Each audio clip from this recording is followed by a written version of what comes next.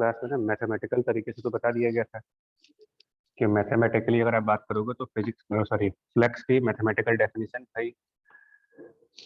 कई सारे केसेस बनाए गए थे उसमें। तो उसमें ये कहा गया था कि फ्लक्स को हम ई मल्टीप्लाइड बाय एरिया कर सकते हैं उस केस में जहां पर इलेक्ट्रिक फील्ड यूनिफॉर्म हो और electric field perpendicular to the surface हो। तो ये चीज कहा गया था। वहीं पर कहा गया था कि फ्लक्स की वैल्यू 0 आती है जब इलेक्ट्रिक फील्ड सरफेस के पैरेलल हो, पैरेलल टू सरफेस हो।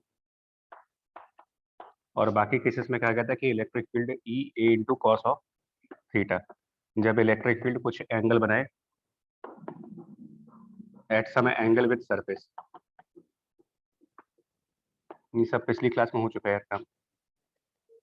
बट ये तीनों केसेस हमने कहा था कि यूनिफॉर्म फील्ड्स के लिए ही लगाइएगा। और फ्लक्स जब नॉन यूनिफॉर्म फील्ड में कैलकुलेट करना था,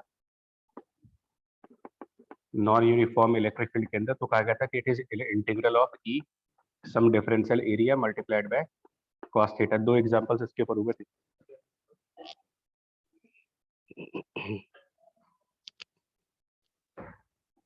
ऊपर के 3 रिजल्ट्स आपके यूनिफॉर्म फील्ड के लिए, ये वाला रिजल्ट नॉन यूनिफॉर्म का, और यहीं पर एक फ्लक्स की थ्योरी को कंप्लीट करते हैं। फ्लक्स की एक और डेफिनेशन दी गई है जो मोस्टली हमको यूज करना होता है, flux for any close surfaces.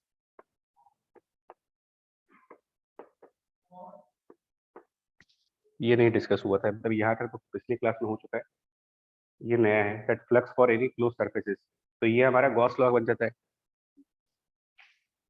तो क्लोज सरफेसेस के लिए गॉस ने स्टेटमेंट दिया था कि that flux for any kind of a close surface will be the total charge inside that close surface and divided by epsilon 0। Total ये 5 concept आपको mind में रखने होंगे। फ्लक्स से रिलेटेड न्यूमेरिकल्स करने हैं तो ये 5 चीजें दिमाग में रखिए। परपेंडिकुलर टू सरफेस और यूनिफॉर्म तो E into A, parallel to surface 0, some angle बन रहा है E A cos theta, non uniform field है integral E d A cos theta, and finally अगर क्लोज सरफेस है तो answer is q inside by epsilon 0। Formally मतलब Gauss law इसी को बोला गया।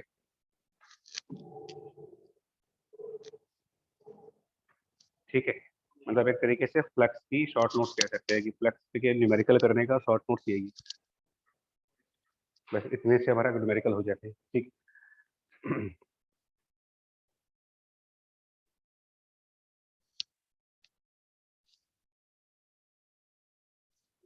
इसका हम प्रूफ नहीं करेंगे, गॉस लॉ की कोई प्रूविंग नहीं देंगे। डायरेक्ट स्टेटमेंट दैट क्लोज किसी भी क्लोज सरफेस के लिए फ्लक्स की value charge inside by epsilon 0। Close surface किसको बोलते हैं हम लोग? बाउंडेड हो, मतलब आप कह सकते हो कि सरफेस के इनसाइड से और सरफेस के आउटसाइड जाने के लिए हमें सरफेस को पेनिट्रेट करना पड़ जाएगा। मतलब एक एक साइड से दूसरे साइड जाना है तो सरफेस को पेनिट्रेट करके जाएंगे तो ये क्लोज सरफेस कहलाएगी। तो जैसे अगर आपको एग्जांपल दें, सिर्फ ये समझने के लिए क्लोज सरफेस किसको बोलते हैं हम, तो अगर हमें क्यूबिकल सरफेस ले, क्यूबिकल सरफेस ले, इमेजिन करो कि cubical room, cubical box type का कोई चीज है और इसकी राइट वाली फेस ओपन है। यहाँ पर हम इसको थोड़ा सा ऐसे कर दे रहे हैं,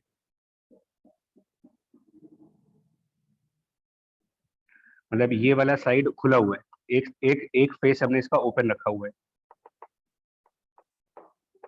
5 साइड है, 5 फेसेस है, छठा वाला फेस ओपन साइड है।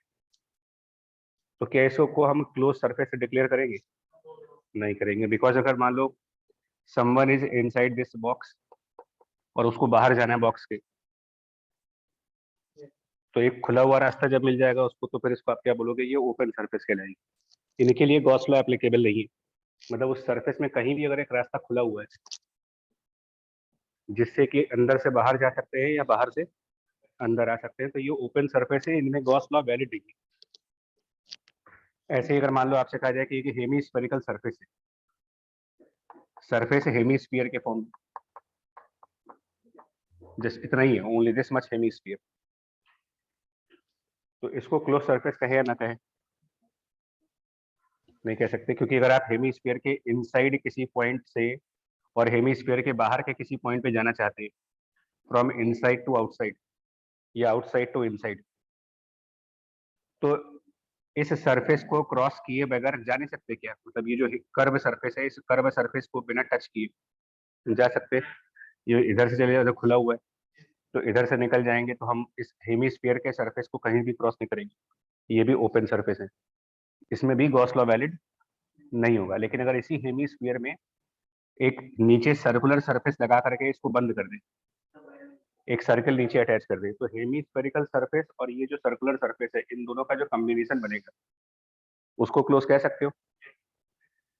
कर्व सरफेस और ये जो सर्कुलर बेस आएगा, इन दोनों सरफेसेस को मिला दे तो ये कॉम्बिनेशन कहलाएगी क्लोज सरफेस। क्योंकि अब क्या होगा, अगर आपको अंदर से बाहर जाना है, इनसाइड हो आप, आपको बाहर निकलना है, तो या तो आप इस वाली सरफेस को पेनिट्रेट करोगे या फिर इस वाले सरफेस को पेनिट्रेट करेंगे। इसमें एक्चुअली ये इसलिए डिस्कस कर रहे हैं, कई लोग गॉस लॉ को गलत जगह पे अप्लाई कर देते हैं,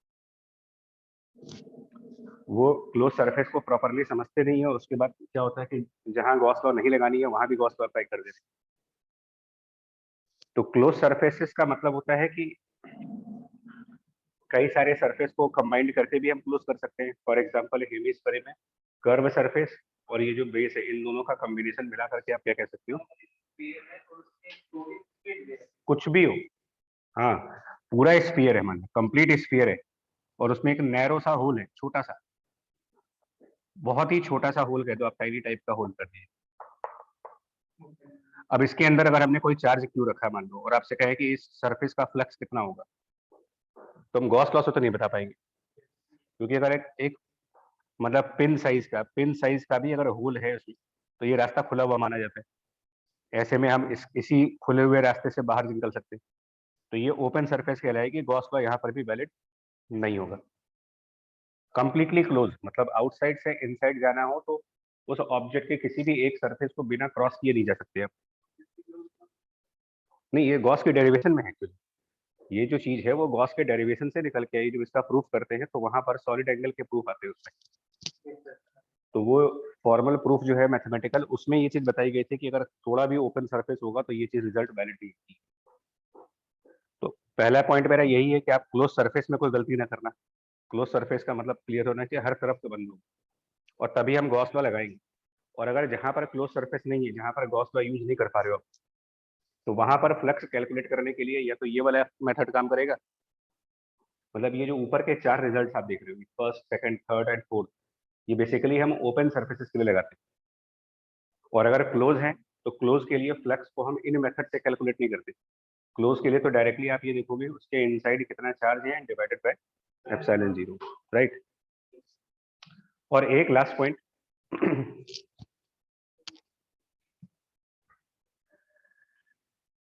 एक लास्ट पॉइंट जो पिछले क्लास के एक एग्जांपल से आएगा।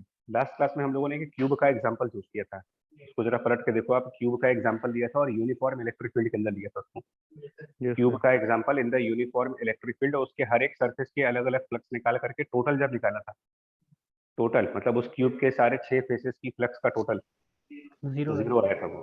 तो ये भी हमारे लिए कंसेप्ट है, ये भी हमारे लिए अगला कंसेप्ट है कि किसी भी तरीके की क्लोज सरफेस होगी अगर, वो तो हमने क्यूब का एग्जांपल लिया है, but any kind of close surface, flux of any close surface provided uniform electric field के अंदर होगी, flux of any close surface in the uniform electric field will always be equal to zero value. कोई exception नहीं है इसका।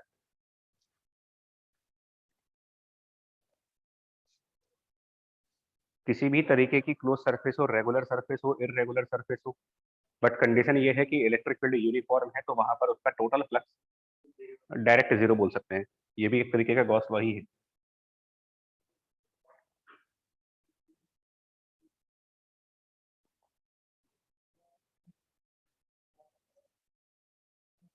और रही बात ये कि हम फ्लक्स को मैथमेटिक्स के अलावा अगर फिजिक्स के पॉइंट से समझना चाह रहे हो कि फ्लक्स क्या चीज है फिजिकली,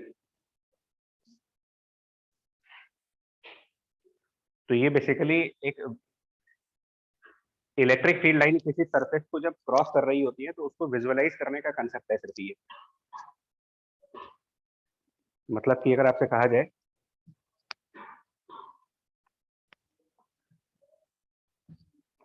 मिनट यार, कोई जगह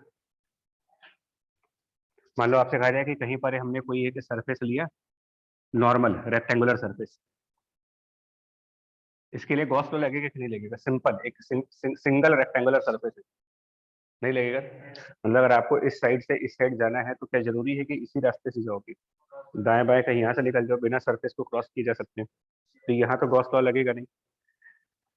लॉजिक क्या कहता है कि अगर इस टाइप का कोई सरफेस है तो इसके थ्रू कितनी इलेक्ट्रिक फील्ड लाइंस पास हो रही है, number of electric line field lines जो इसके थ्रू पास हो रही है, वही चीज हमारे फ्लक्स को मेजर करने में काम आती है। मतलब फ्लक्स की फिजिकल मीनिंग अगर आप बोलोगे तो फिजिकली फ्लक्स का मतलब होता है idea about number of electric field lines which are crossing a given surface. Equal to नहीं बोल रहे हैं, मतलब flux is not equal to the number of lines. कुछ बुक्स में ये मेंशन किया गया that flux is equal to number of electric field lines. उसमें गलती है ना, number of electric field lines can not be counted because electric field line एक इमेजिनरी कंसेप्ट है। हाँ सुना, ये वैसा ही है जैसे अगर लाइट आ रही है तो लाइट की इंटेंसिटी तो नाप सकते हो आप कि कितने वॉट पर मीटर स्क्वायर आ रही है, बट लाइट को हम पेपर पे रे के फॉर्म में दिखाते हैं, तो लाइट को रिप्रेजेंट करते हो रे से, तो क्या हम ये काउंट कर पाएंगे कि इस ट्यूबलाइट में कितनी रेज आ रही है? ये तो टोटली इम्पॉसिबल चीज है। आप ये तो निकाल सकते हो कितने वॉट की ट्यूबलाइट है, बट उसमें अगर पूछा जाए कि काउंट करके बताइए इसमें 10 रे हैं कि 20 रे हैं, तो रे का कंसेप्ट जो है वो रे का कंसेप्ट सिर्फ इतना होता है कि हम पेपर के ऊपर लाइट को रिप्रेजेंट कर पाए। सिमिलरली इलेक्ट्रिक फील्ड लाइंस हम ऑन पेपर इलेक्ट्रिक फील्ड को रिप्रेजेंट करने के लिए यूज करते हैं। समझ पा रहे हैं आपसे? मैकेनिक्स में हम फ्री बॉडी डायग्राम बनाते थे तो हम सारे फोर्सेस को एक पॉइंट पर दिखाते थे, तो इसका ये मतलब थोड़ी है कि एक्चुअल में सारे फोर्स एक ही पॉइंट पर लग रहे हैं। तो flux is not equal to the number of line, in fact flux को आप कह सकते हो कि they are proportional to. Flux is idea about number of field lines passing through a surface, crossing a surface। और वैसे भी अगर ये equal to number of lines होते तो नंबर्स का कोई डायमेंशन थोड़ी होता है। हम कहते हैं 100 लाइन पास हो रही है तो फ्लक्स यूनिटलेस क्वांटिटी होनी चाहिए, बिकॉज नंबर्स की कोई यूनिट नहीं होती, नंबर्स की कोई डायमेंशन तो नहीं होता। मतलब एक विजुअलाइजिंग कंसेप्ट है, सिर्फ जस्ट एक हाइपोथेटिकल कंसेप्ट बनाया गया है फ्लक्स इलेक्ट्रिक फील्ड को समझने के लिए।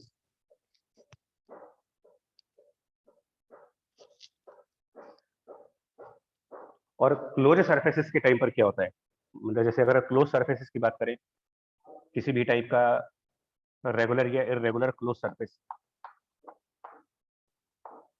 मेरे में फिजिकल मीनिंग भी इंपॉर्टेंट है। फिजिकल मीनिंग से बहुत सारे ऑब्जेक्टिव क्वेश्चंस ऐसे होते हैं जो हम लॉजिक के बेस पे करते हैं। कोई एक क्लोज सरफेस है मान लें,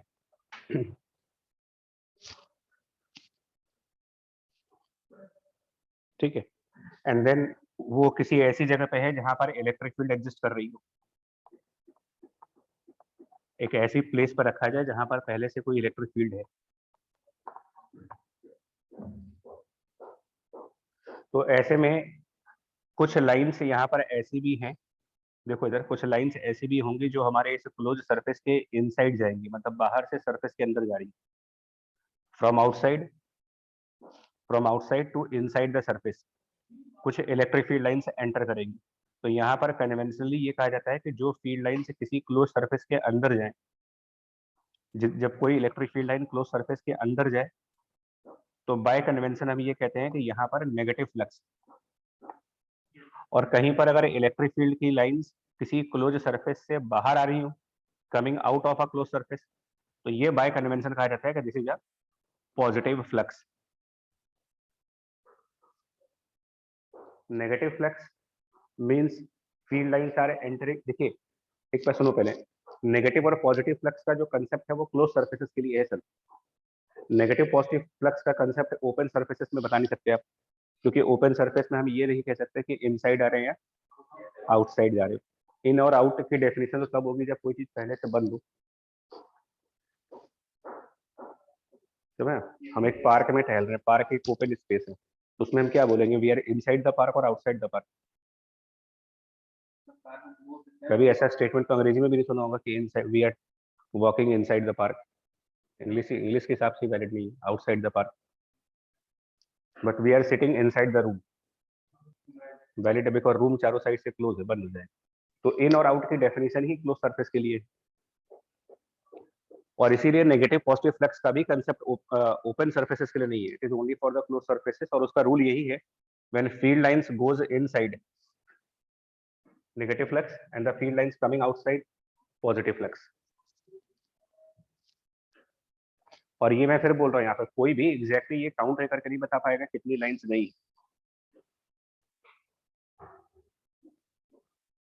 हाँ, ये कहा जाता है कि एक्चुअली ई इंटू ए प्रोडक्ट जितना ज्यादा होगा, मैथमेटिकली ये कहा जाता है कि ई और ए का प्रोडक्ट जितना ज्यादा होगा उतनी ही ज्यादा लाइंस होंगी, ज्यादा होंगी, बट कितनी होंगी ये नहीं बता पाओगे। मतलब एक रिलेटिव टर्म है,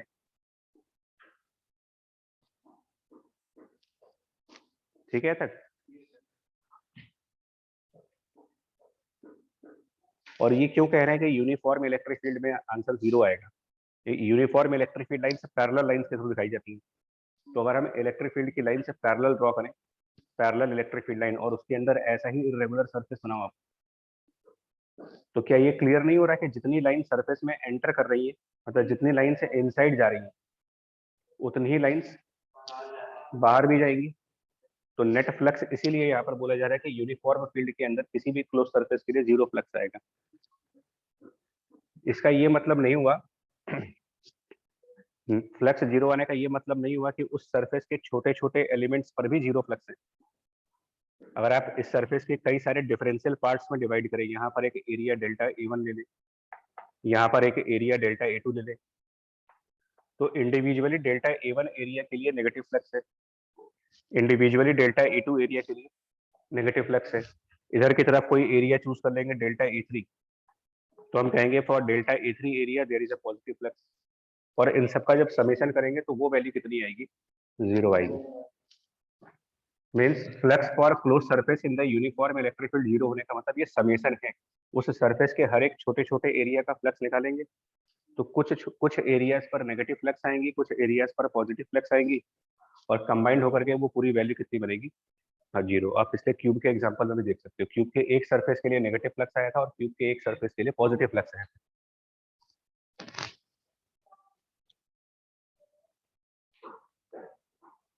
ठीक है तक। तो इतने रूल्स आपको ध्यान रखने, इतने रूल्स आपको बिल्कुल ध्यान में रखने हैं। अब देखो, मैं इस लॉजिक पे एक क्वेश्चन दिखा रहा हूँ आपको। एक क्वेश्चन है एचसीवी का जिसको कई लोगों ने मैथमेटिकल तरीके से सॉल्व किया। क्यूब वाला नहीं है, वो ऑब्जेक्टिव क्वेश्चन है। एक ऑब्जेक्टिव क्वेश्चन था उनका जो सिर्फ इसी स्टेटमेंट के ऊपर है।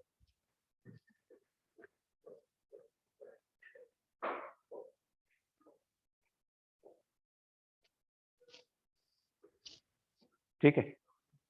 अब एक और बात देखिए, जो गॉस लॉ है उसको समझना है, और ये जो स्टेटमेंट है इनको भी समझना है।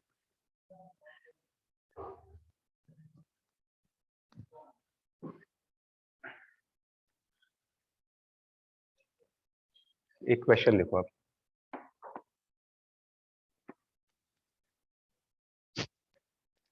एचसीवी का एक ऑब्जेक्टिव क्वेश्चन है, उसमें इन्होंने ये कहा है कि एक हेमिस्फेरिकल सरफेस है,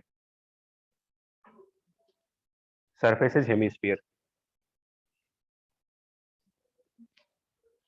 और इसके आउटसाइड, हेमिस्फीयर के आउटसाइड पर कोई एक चार्ज रखा गया है। सॉरी, हेमिस्फीयर है, आउटसाइड नहीं, ये एक हेमिस्फेरिकल सरफेस है और इसके सेंटर पर क्यू चार्ज, हेमिस्फीयर के सेंटर पर क्यू चार्ज है, और इसके आउटसाइड इन्होंने कुछ पॉइंट्स नाम दिए थे, ए पॉइंट, इधर कुछ बी पॉइंट का नाम दिया, इस तरफ कोई सी पॉइंट का नाम दिया, और इधर की तरफ डी पॉइंट दिया। ये ए डी और चार्ज एक सेम लाइन पर है। मतलब जो हेमिस्फीयर का सेंटर है इसी हॉरिजॉन्टल लाइन पर पॉइंट ए है, और हेमिस्फीयर के सेंटर की हॉरिजॉन्टल लाइन पर पॉइंट डी भी। ठीक है। उन्होंने क्वेश्चन ये पूछा था कि इस A B C D point में से वो कौन सा पॉइंट है जहां पर अगर हम कोई और चार्ज लाए तो हेमिस्फीयर के सरफेस का फ्लक्स चेंज नहीं करेगा। मतलब इस चार्ज क्यू की वजह से इस हेमिस्फीयर का कुछ तो फ्लक्स होगा। वो कह रहे हैं कि एक और चार्ज है, उसको हम या तो ए पे रखेंगे या फिर बी पे रखेंगे या फिर सी पे रखेंगे या फिर डी पे रखेंगे। तो वो इसमें से कौन सा पॉइंट होगा जहां पर अगर हम एक सेकंड चार्ज को लाते हैं तो हेमिस्फीयर के सरफेस की फ्लक्स में कोई चेंजेस ना है। एडी। एडी। ये अब सर देखो एडी। कैसे होगा ये क्यों होगा। सो जितनी ये तो एंटर क्योंकि करी उतनी बी लीव और सी करेंगी वाले में एडी एक पॉइंट ना से। एक बार कट करेगी। बिल्कुल, अगर आप पॉइंट ए पर कोई एडिशनल चार्ज क्यू लाइए तो उसकी कोई भी इलेक्ट्रिक फील्ड लाइंस बनाओगे आप, कोई भी इलेक्ट्रिक फील्ड लाइन इसकी ड्रॉ करके देखो आप। उस इलेक्ट्रिक फील्ड लाइन को जब कंप्लीटली ड्रॉ करोगे तो वो इलेक्ट्रिक फील्ड लाइन हेमिस्फीयर के किसी एक साइड पर इनसाइड जा रही है, एंटरिंग हो रही है, और वही इलेक्ट्रिक फील्ड लाइन हेमिस्फीयर के दूसरे साइड पर आउटसाइड जा रही है। तो इनसाइड जाते समय नेगेटिव फ्लक्स होगा और आउटसाइड जाते समय, तो इस चार्ज का नेट फ्लक्स में कोई कंट्रीब्यूशन नहीं आएगी। ऐसे ही अगर हम पॉइंट डी पे रखेंगे तो नहीं आएगा, लेकिन अगर बी पॉइंट पर रखें, अगर आप बी पॉइंट पर कोई चार्ज रखो, मान लो यहाँ पर हम कोई चार्ज क्यू रख देते हैं और उसकी इलेक्ट्रिक फील्ड लाइंस देखें, तो उस चार्ज की कुछ इलेक्ट्रिक फील्ड लाइंस ऐसी हो सकती हैं जो हेमिस्फीयर में इनसाइड तो गई, लेकिन वो हेमिस्फीयर के सरफेस से बाहर नहीं आ रही, कहीं और से बाहर जा रही। समझ पा रहे हो? तो ये हमारे फ्लक्स को अल्टर कर देगा। तो ऑप्शंस का आंसर हो जाएगा ए और डी। अब इसमें कोई कैलकुलेशन तो है नहीं।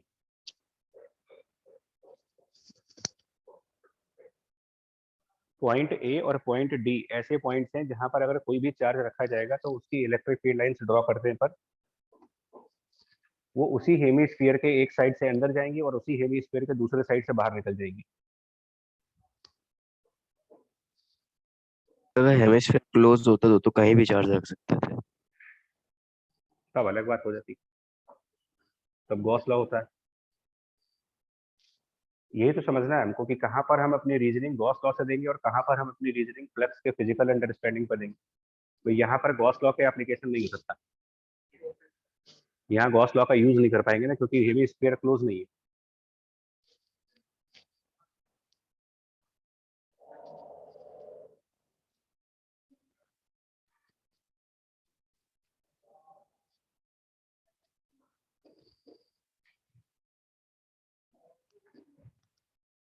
तो देखो, मैकेनिक्स में और इलेक्ट्रोस्टैटिक में एक डिफरेंस है। मैकेनिक्स पूरा मैथमेटिकल चैप्टर होते हैं और ये प्योर फिजिक्स होती है, तो इसमें असर्शन और रीजनिंग बड़ी अच्छी होनी चाहिए हमारी।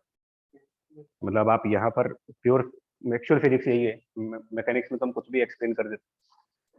सेकंड नंबर क्वेश्चन देखिए।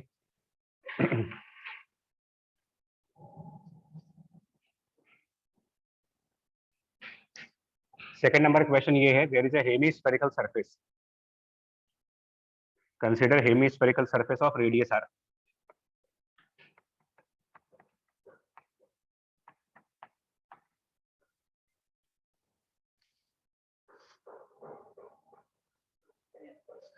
और मैं कई केसेस बनाऊंगा इसमें। फर्स्ट केस ये है,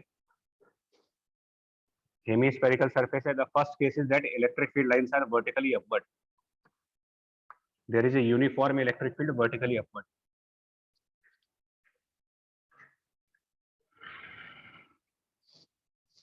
सागर,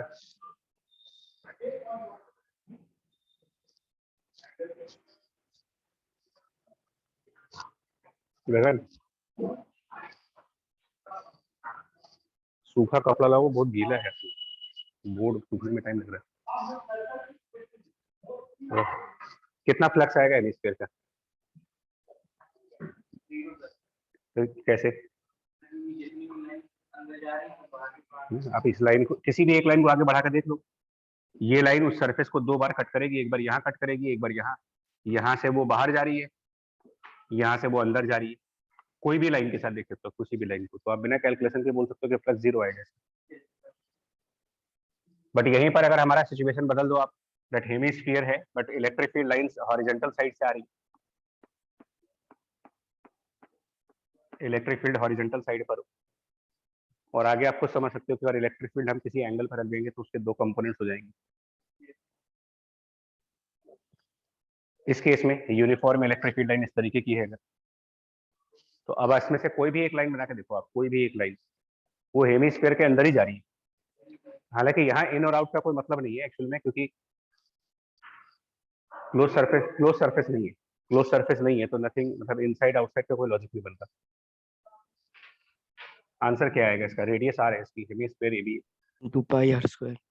हाँ, पाई आर स्क्वायर। तो यहाँ पर प्रोजेक्टेड लॉजिक क्या एरिया वाला लगाओगे? चीज ले लेंगे। प्रोजेक्टेड एरिया कंसेप्ट लगा सकते हैं, यहाँ पर ये भी कह सकते हो कि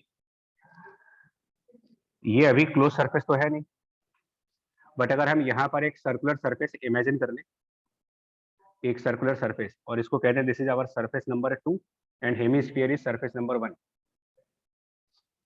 तो फ्लक्स फॉर सरफेस नंबर 1 जो कि हेमिस्फेरिकल है, and flux for surface number 2 जो कि एक सर्कुलर सरफेस है।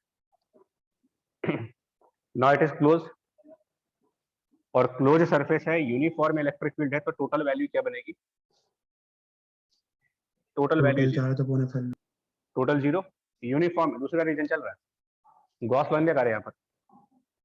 यहाँ रीजन क्या दे रहे हो? Because of uniform electric field flux for any kind of close surface will be 0 value, and therefore the flux of surface 1 should be minus times the flux of surface 2, and surface 2 की flux निकाल सकते हैं because surface 2 is a plane surface। ये एक plane surface है और इस plane surface के रिस्पेक्ट में इलेक्ट्रिक फील्ड लाइंस परपेंडिकुलर है। तो अभी जो हमने शॉर्ट नोट्स का पहला पॉइंट था वही लग जाएगा यहाँ। ये इलेक्ट्रिक फील्ड लाइन इस प्लेन सरफेस के परपेंडिकुलर है, तो ये डायरेक्टली E इंटू ए लिखेंगे, E multiplied by area of this plane surface pi R square. इसी को प्रोजेक्टेड एरिया कहा जाता है। साइन कन्वेंशन इंपॉर्टेंट है, प्लस माइनस की मिस्टेक। इस प्लेन सरफेस 2 के रिस्पेक्ट में, इस प्लेन सरफेस 2 के रिस्पेक्ट में इलेक्ट्रिक फील्ड लाइंस बाहर जा रही है, तो यहाँ पर फ्लक्स के आगे का साइन क्या लगेगा? बाहर जा रही है, बाहर, प्लेन सरफेस से बाहर निकल रहा है, पॉजिटिव। इसलिए answer of the surface 1 should be minus times of E into pi R square. ये माइनस का इंपॉर्टेंस है यहाँ पर। ऑप्शंस में दोनों होते हैं, सेम वैल्यू नेगेटिव में भी लिखी होती है और सेम वैल्यू पॉजिटिव में भी लिखी होती है।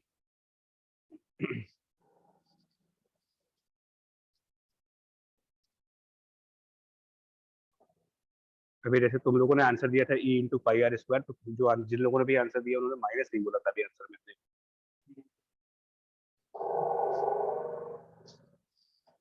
और ये सिर्फ हेमिस्फीयर में नहीं है यार, किसी भी तरीके का सरफेस ले आओ।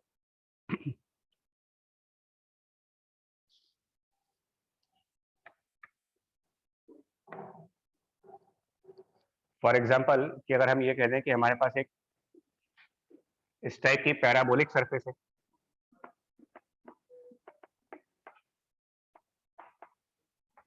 काइंड ऑफ पैराबोलिक सरफेस मान लो, और इस पैराबोलिक सरफेस का ये वाला ओपन साइड जो है वो एक सर्कल है। Open side of parabola is a circle. और थोड़ी सी मैथ इन्वॉल्व कर लो इसमें आप, लाइक ये वाई एक्सिस इमेजिन कर लेते हैं, इसको एक्स एक्सिस मान लेते हैं। ये क्या हो जाएगा यार? Y equal to X square वाला, या Y square equal to X, Y square equal to 4ax type. तो मान लेते हैं Y square equal to 4ax type, ये ना सही इक्वेशन। तो ये एक पैराबोलिक सरफेस है जिसकी इक्वेशन दी गई है, और ये वाला पॉइंट आप डिफाइन कर लो, suppose x equal to b, this point x equal to b, and electric field parallel to x axis दिया जा रहा है। Electric field parallel to x axis, but uniform होना कंपलसरी है यहाँ पर, parallel to x axis and the uniform electric field. निकालेंगे जरा फ्लक्स फॉर पैराबोलिक सरफेस क्या आएगी? Flux for the parabolic surface,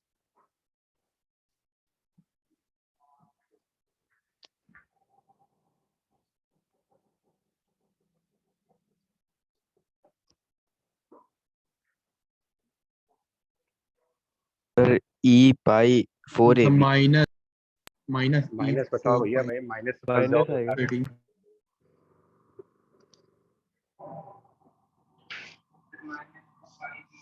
हाँ, तो यही हो गया, एक पैराबोलिक सरफेस को 1 कह देते हैं और इस सर्कुलर सरफेस को 2 कर दीजिए, तो φ1 प्लस φ2 0।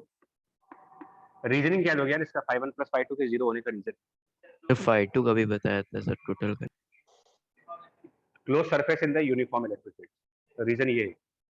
हाँ जी, so phi1 minus times of phi2 and phi2 की वैल्यू सरफेस 2 से इलेक्ट्रिक फील्ड लाइंस बाहर जा रही है, तो पहली बात तो ये पॉजिटिव फ्लक्स हुआ, multiplied by E multiplied by area, इसके लिए रेडियस चाहिए होगी, और रेडियस ऑफ दिस सरफेस का मतलब वो उसका वाई कोऑर्डिनेट है, तो y की जगह आर स्क्वायर कर लेंगे, are square will become 4a और x की जगह b जो भी है, और हमें यहाँ पाई आर स्क्वायर करना है, तो सीधा सीधा आर स्क्वायर पुट कर देंगे ना, तो पूरा आंसर बन जाएगा minus E pi 4ab flux for that parabolic surface.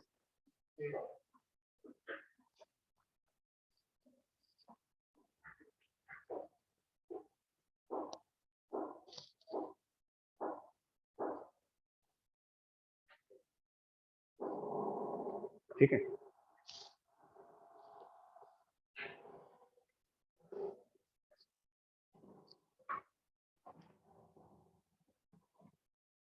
एक और ऐसा क्वेश्चन है, देखो next problem.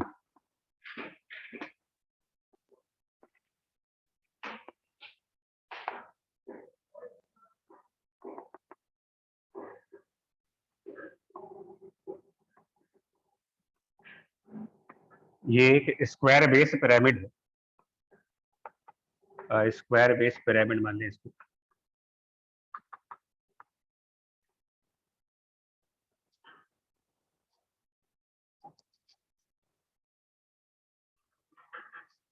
Side length a है, स्क्वायर के साइड लेंथ a है, height of the pyramid is h,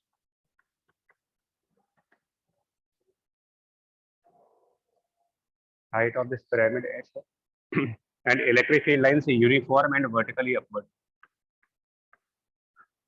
field lines uniform है, vertically upward है,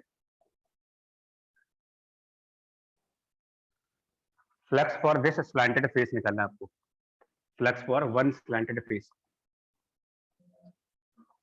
find the flux of any one slanted surface। Sir E square by 4 plus में ही है। हाँ, flux for any one slanted surface, minus आएगा plus आएगा, बहुत ध्यान से देखो इसमें, सर प्लस आएगा इसमें। ये छोटी गलती है लेकिन एग्जाम प्रेशर में इसको पहले हैंडल करेंगे। सर बेस का तो सपोज ये स्लैंटेड सरफेस 1 हो गई और ऐसी 4 सरफेसेस होंगी, तो 4 times flux of slanted surfaces और प्लस जो ये इसका बेस है, flux of that base, total value 0 आएगी, again because of uniform electric field. तो flux of any one slanted surface का फ्लक्स निकालेंगे अगर, तो माइनस टाइम्स 1/4 मल्टीप्लाइड बाय जो बेस का फ्लक्स आएगा, और इलेक्ट्रिक फील्ड लाइंस अगर वर्टिकली अपसाइड है तो वो बेस में अंदर जाएगी, बेस के अंदर आ रही है, तो बेस वाला फ्लक्स माइनस में और electric field into area of the base A square, ये आंसर है। Final answer negative.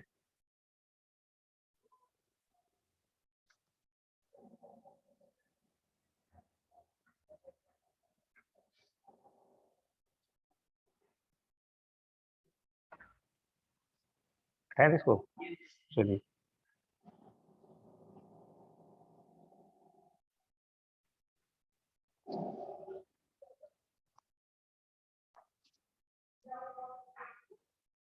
Next problem, ये बहुत बेसिक क्वेश्चन होगा। Next problem, that there is a close surface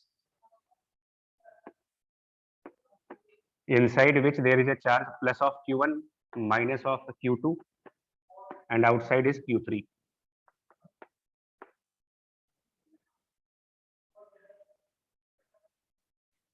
ठीक है, most fundamental question, what is the flux for this surface. अगला Q1 minus Q2 upon epsilon. Close surface है और charge दिया है, सीधा गॉस लगा गई, जीरो कैसे आएगा, q1 q2 sir Q1 minus Q2 upon epsilon. तो आंसर विल बी डिनोमिनेटर में एप्सिलॉन और न्यूमरेटर में इसके इनसाइड q1 है और q2 है, q3 आउटसाइड है, तो simply q1 minus q2, total charge है inside that surface, total charge है inside the surface divided by epsilon 0, ये flux for the complete close surface है, flux for complete close surface. ठीक है, इसमें कुछ नहीं करना है, गॉस लॉ तो सीधा सीधा लगाओगे। हाँ, अगर इसमें ये पूछा जाए कि flux leaving the surface upon flux entering the surface, ये रेशियो कितना बनेगा? Flux leaving this surface upon the flux entering the surface, find the ratio -1 of find the ratio of flux which is leaving this surface and the flux which is entering into the surface.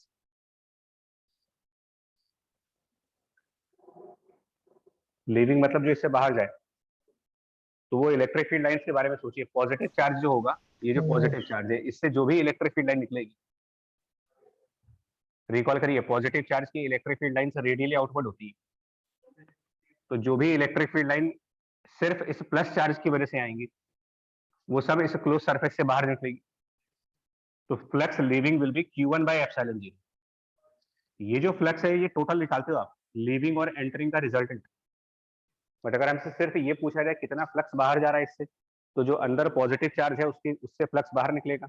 और recall करिए minus charge की electric field lines के बारे में, तो negative charge की जो भी इलेक्ट्रिक फील्ड लाइंस होती हैं वो उस चार्ज की तरफ आ रही होती है, तो ये सब एंटरिंग लाइंस है, डिवाइडेड बाय Q2/ε0। नहीं, आउटसाइड चार्ज की कोई भी इलेक्ट्रिक फील्ड लाइन अगर आप बनाओगे, बाहर के चार्ज की कोई इलेक्ट्रिक फील्ड लाइन बनाएंगे, तो बाहर के चार्ज की जो भी इलेक्ट्रिक फील्ड लाइन बनेगी, उसको अगर हम कंप्लीटली ड्रॉ करें, तो वो एंटर भी हो रही है, और वही लाइन, सेम लाइन इस साइड से बाहर भी जा रही है। मतलब बाहर के चार्ज की इलेक्ट्रिक फील्ड लाइन लीविंग भी, एंटरिंग भी है, एंटरिंग और लीविंग दोनों है वो, तो नेट में कोई कंट्रीब्यूशन नहीं देती। हाँ जी, नहीं काउंट होगा? क्यों काउंट होगा? लीविंग और एंटरिंग में उन लाइंस को काउंट करते हैं जो या तो सिर्फ बाहर निकले या सिर्फ अंदर जाए। अगर एक ही लाइन इनसाइड आउटसाइड दोनों हो रही है, वो ना तो लीविंग में काउंट होगी, ना तो एंटरिंग में काउंट होगी।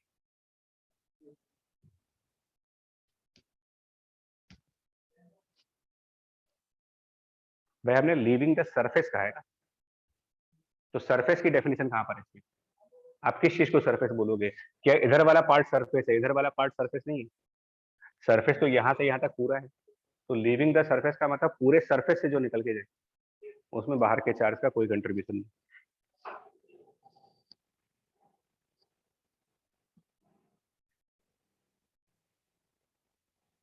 और जब लीविंग और एंटरिंग का रेशियो निकालोगे, तो उसमें साइन भी नहीं यूज करेंगे, बिकॉज लीविंग और एंटरिंग वर्ड जब यूज कर लिया, तो हम -1 माइनस का साइन नहीं लगाएंगे उसमें, Q2 पे आएगा, ये सिर्फ मैग्नीट्यूड आएगा, पॉजिटिव वैल्यू।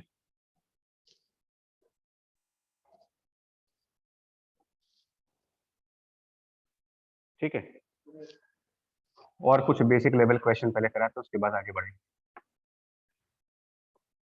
लाइक इस तरीके से कहा जाए कि there is a positively charge line charge, lambda density का एक लाइन चार्ज है, and there is a spherical surface, एक स्फेरिकल सरफेस मानिए जिसका सेंटर C पॉइंट वायर से D डिस्टेंस पर है, and the radius of sphere is R। Flux for this spherical surface कितना आएगा? Find the flux for this spherical surface.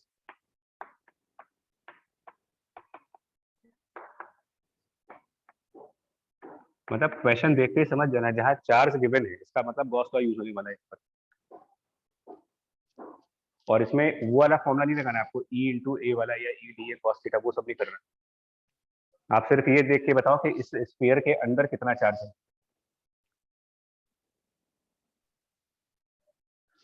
समझ, जहाँ पे चार्ज और सरफेस का कॉम्बिनेशन है, ये बड़ी हिंट होती है कि इस क्वेश्चन को गॉस लॉ से करना है। 2 लैम्डा √r² - d²।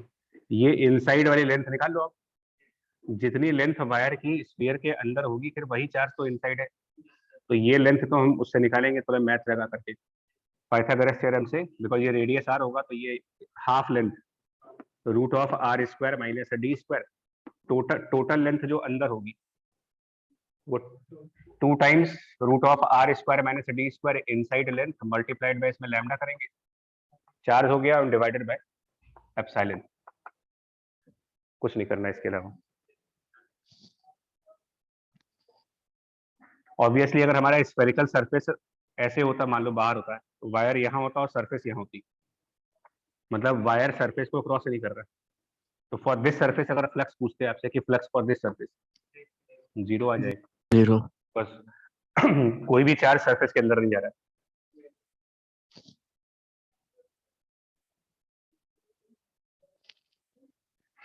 सारा समझना एलिमेंट्री क्वेश्चन नहीं है, just for understanding Gauss law को कैसे क्या करना है।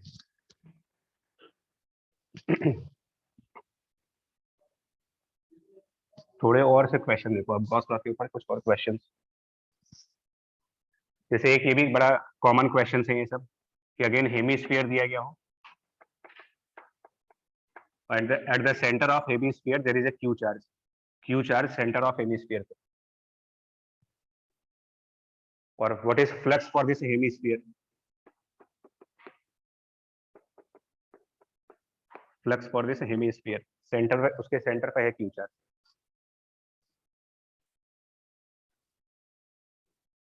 ओपन हेमिस्फीयर ध्यान दीजिएगा, ये तो गॉस लॉ ही लगेगा इसमें, गॉस लॉ यूज नहीं कर सकते।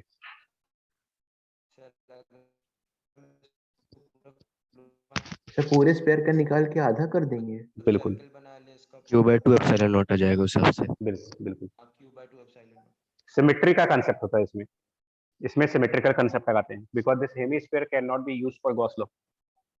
तो इसमें सिमेट्रिकल कंसेप्ट क्या लगाते हैं, we think of some other hemisphere, एक और हेमिस्फीयर मान लें, तो ये हमारा सरफेस 1 और ये हमारा सरफेस 2 हो गया।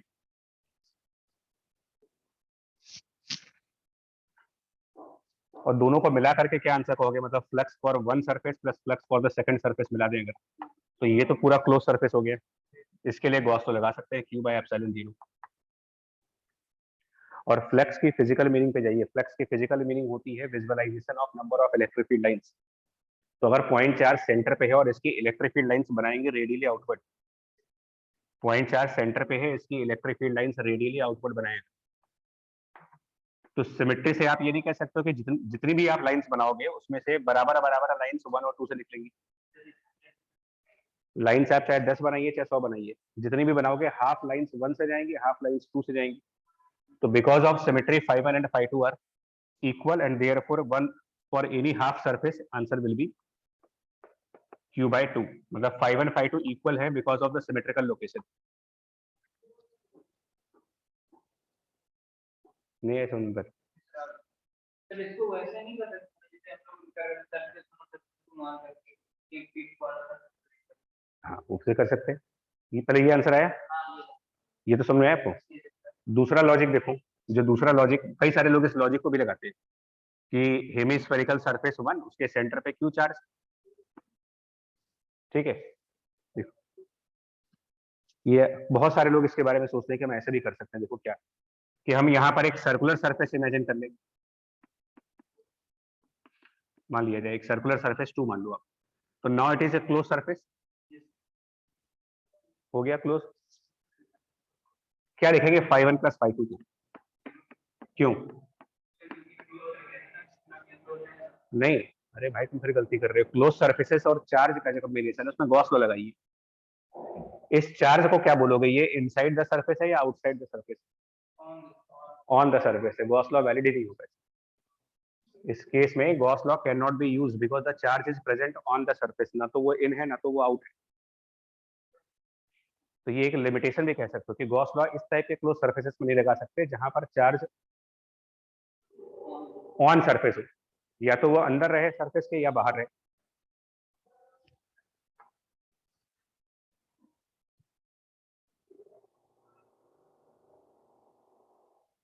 इसीलिए इसको नहीं लगा देते, इसीलिए हमने दूसरा हेवी स्फीयर बनाता है।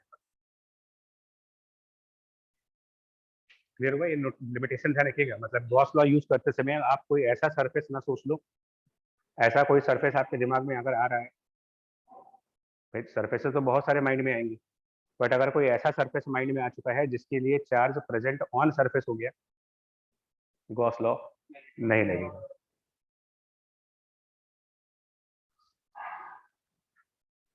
देखिए एग्जांपल दिखाते हैं,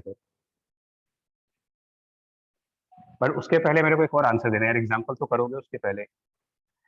ये जो हेमीस्फीयर वाला कंसेप्ट था उसके लिए अगर हम ये कहें कि देयर इज हेमीस्फीयर और हेमीस्फीयर का सेंटर पॉइंट है, उस सेंटर से कुछ अंदर की तरफ क्यू चार्ज है, क्यू चार्ज है इनसाइड है, इससे डेल्टा डिस्टेंस ऊपर की तरफ है। Now what is flux for the hemisphere? ये डेल्टा है या इसको कुछ और डिस्टेंस वाई मान लो, सपोज ये वाई डिस्टेंस है। Flux for the hemisphere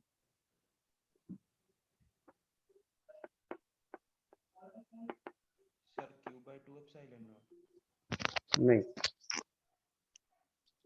flux for the hemisphere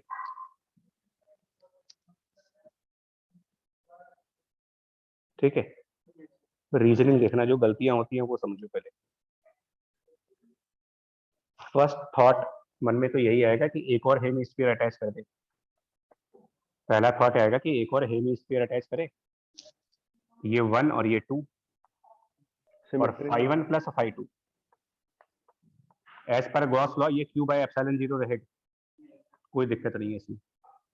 लेकिन फिर इसमें वो नहीं मतलब φ1 φ2 बराबर नहीं होंगे, क्योंकि जो चार्ज की प्रेजेंस है वो चार्ज की प्रेजेंस सरफेस 1 और सरफेस 2 के रिस्पेक्ट में आइडेंटिकल नहीं है।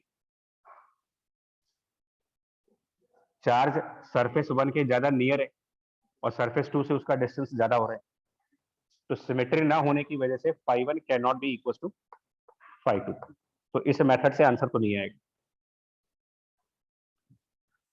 तो रीजनिंग इसीलिए बोलता हूँ समझो, आपकी चार्ज सेंटर पे रखने पर हेमी स्फीयर मान लेना आसान था, लेकिन चार्ज सेंटर पे नहीं है तो अब ये मेथड काम नहीं कर रहा है, कुछ और सोचना पड़ेगा। सर वो फिर एरिया वाला कॉन्सेप्ट अगर मतलब कौन सा? surface कोई आवाज बहुत धीमी आ रही है, समझ पाए इसमें गलती? तो दो अलग अलग हेमीस्फीयर मिला करके हाफ हाफ नहीं कर पाओगे, सिमेट्री नहीं है। सेकंड मेथड क्या काम करेगा फिर? जब ये नहीं कर सकते तो और क्या कर सकते हैं? सर वही क्लोज सरफेस बना करके। सेकंड मेथड ये करो आप, सेंटर से एक सर्कुलर सरफेस अटैच कर दे, अटैच करिए एक सर्कुलर सरफेस 2।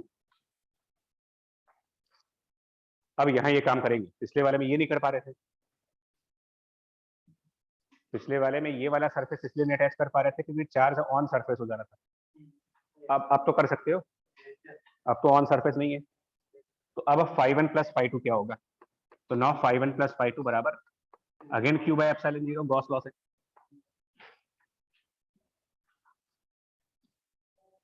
और अब लास्ट क्लास का लास्ट एग्जांपल देखो, पिछली क्लास का आखिरी एग्जांपल। पिछली क्लास के आखिरी एग्जांपल में यही क्वेश्चन किया गया था कि एक सर्कल से z डिस्टेंस ऊपर हमने एक पॉइंट चार्ज रखा था और इस सर्कल के लिए फ्लक्स कैलकुलेट किया गया था, और मैं कहा भी था कि ये कई बार यूज होता है q/2 ε0 इंटू 1 माइनस, अगर याद करें तो ये कुछ z/रूट of r square plus Z square है। प्रीवियस क्लास का रिजल्ट था, भले हमने उस समय भी कहा था कि भले ही हम न्यूमेरिकल कर रहे हैं बट ये डिराइव्ड रिजल्ट के ऊपर भी क्वेश्चन आता है। तो ये रिजल्ट अब यहाँ लगाओ, पॉइंट चार्ज q की वजह से इस सर्कुलर सरफेस की फ्लक्स, पॉइंट चार्ज q की वजह से flux for this circular surface. तो φ1 का तो पता नहीं, लेकिन φ2 किसी और न्यूमेरिकल में किया जा चुका है, तो जिस और किसी और न्यूमेरिकल की हेल्प लेकर के हमने इस वाले को डायरेक्ट यूज कर दिया। Now it is capital Q/2 ε0, z की जगह वाई लिख देंगे यहाँ पर, और साइन ऑफ दिस फ्लक्स क्या होगा ये भी इंपॉर्टेंट है।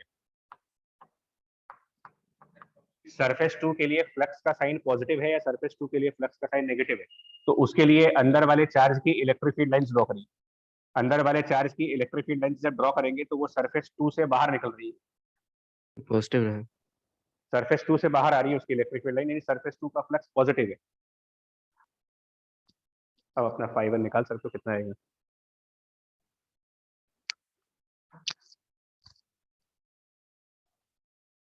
और यहाँ से खुद ही देख लो ना, y0 कर दो आप, पिछला क्वेश्चन बन जाएगा। Put y0 previous question, answer अपने आप q/2 ε0 दिखता है।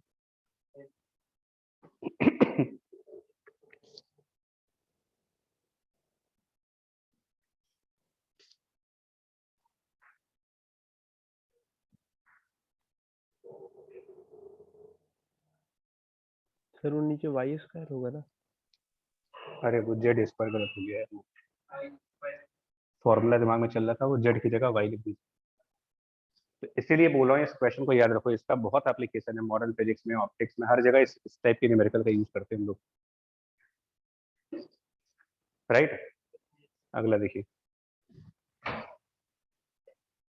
यही प्रॉब्लम इस तरीके से करो आप, फिर से हेमिस्फीयर का numerical, and now charge centre से वाई डिस्टेंस नीचे रखा जाए, अब क्या आंसर आएगा? तो नेगेटिव हो जाएगा बस। हाँ, एक में सेंटर पे रखा था, एक में सेंटर के अंदर रखा था, आप सेंटर के बाहर कर दे रहे हैं, क्या आंसर आएगा देखिए जरा। थोड़ा इजी हो जाएगा क्योंकि ये पता चल जाएगा कि कितना एंटर कर रहा है नहीं फिट कर जाएगा। कैसे भैया? ये वाला मान लीजिए तो जितना अंदर जाएगा फिट करेगा। ठीक, इसमें भी सर्कुलर सरफेस बना देंगे, ये 1 सरफेस, ये 2 सरफेस। 5 प्लस 5 क्या लिखोगे इस बार? 0। आपके 0 हो जाएगा ये, क्योंकि 1 और 2 को कंबाइन करके जो सरफेस बन रही है उसके अंदर तो कोई चार्ज है नहीं, तो बाहर है ना, तो हमें तो गॉस लॉ में इनसाइड चार्ज चाहिए होता है ना, दिस टाइम 0 हो जाएगा ये। और 5 इज माइनस टाइम्स ऑफ 5 और 5 की वैल्यू सरफेस 2 का फ्लक्स, फिर से यही result, minus Q by 2 epsilon, मतलब q/2 epsilon 1 minus Y by root Y square plus Z square Y square plus R square. और साइन क्या रखोगे आपकी? नेगेटिव। बाहर के चार्ज की इलेक्ट्रिक फील्ड लाइन सरफेस 2 में अंदर जाएंगी, तो इस बार अंदर भी एक माइनस, यहाँ भी माइनस, यहाँ भी माइनस, ये माइनस तो इससे आ रहा जो 5 को राइट साइड लेके जा रहा है, ये माइनस तो मैथ्स वाला है, ये माइनस फ्लक्स के साइन कन्वेंशन से।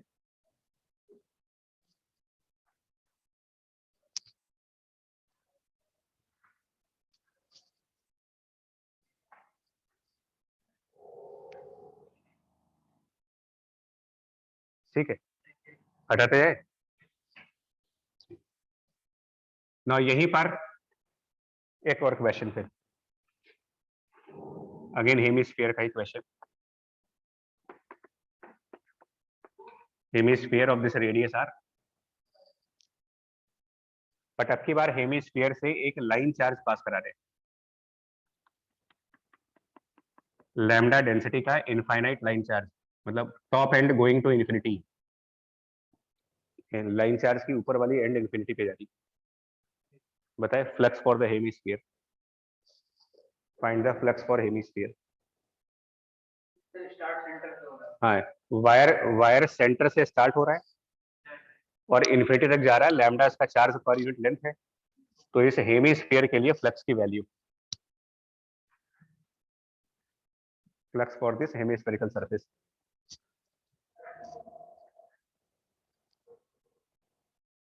तो एक फिर नीचे और मान लें और क्यू बाय नीचे वायर नहीं रहने ना, यहाँ पर कोई वायर, इसके आगे कोई वायर नहीं, करिए करिए।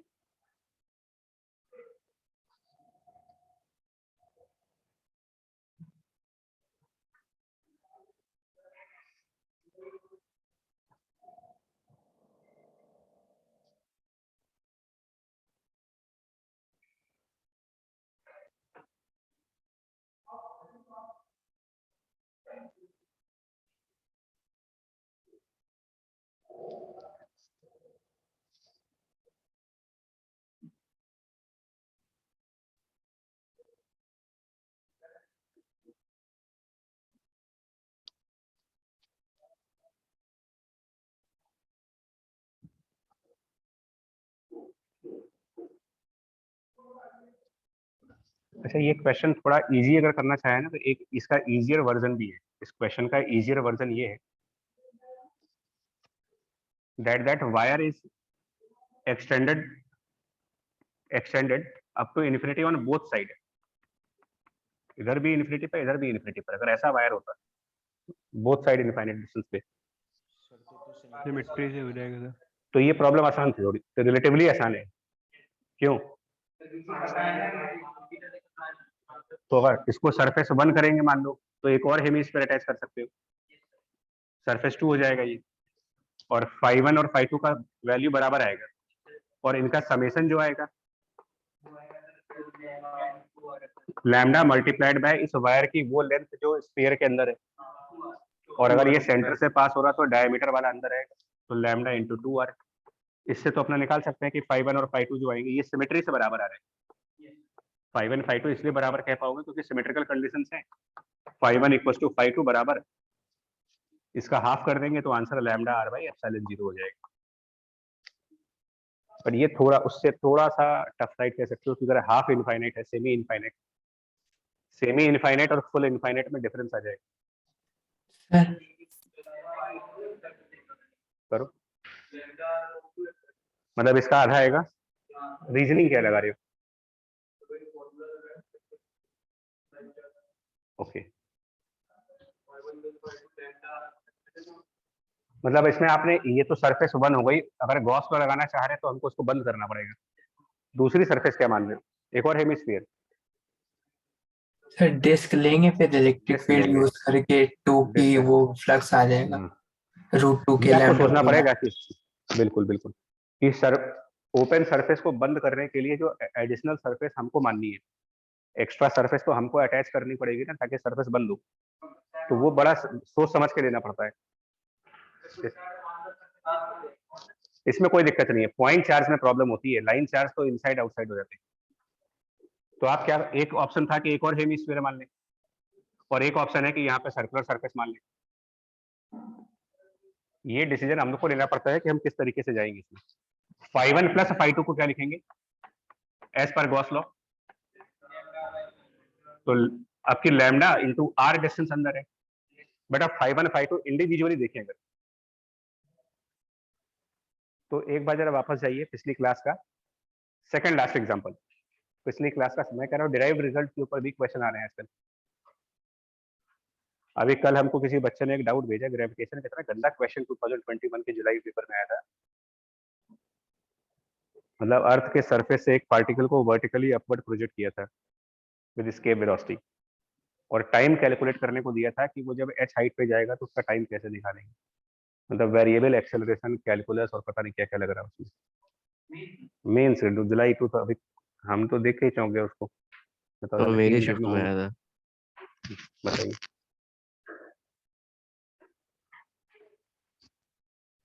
देखो इसको कैसे करेंगे यार, ये अगर आप याद करो लास्ट टू लास्ट एग्जाम, मतलब पिछली क्लास का सेकंड लास्ट एग्जांपल यही था। याद करिए, सर्किल, हाँ सर्किल के सेंटर से एक इनफाइनाइट वायर नहीं रखा था, तो उसका रिजल्ट क्या बना था? आया था? नहीं मिला तुमको एग्जांपल? पॉइंट चार्ज के पहले वाला एग्जांपल है वो। हाँ, तो इसका जो फाइनल आंसर आया था ये आया था 2 पाई k लैम्डा a, और k को 1/4 पाई एप्सिलॉन रखो, क्या बनेगा वो?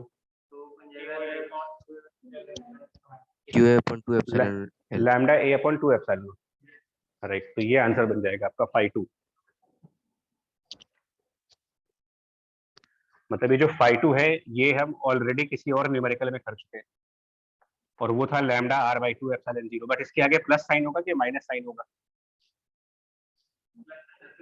प्लस होगा, क्योंकि इस पॉजिटिव चार्ज है अंदर, तो पॉजिटिव चार्ज की इलेक्ट्रिक फील्ड लाइन सरफेस 2 से बाहर आएंगी, तो ये इसके आगे प्लस का साइन होगा। तो φ1 प्लस दिस वैल्यू बराबर लैम्डा r/एप्सिलॉन 0। अब क्या इसको यहां से रिलेट नहीं कर पा रहे हो? अब उल्टा चलने की कोशिश करो जरा। जितना यहाँ आंसर आ रहा है उसका हाफ ही तो आंसर आ रहा है। अब उल्टा सोच के देखिए, और सेकंड लास्ट एग्जांपल पिछली क्लास का यहाँ से करके नहीं देखते थे।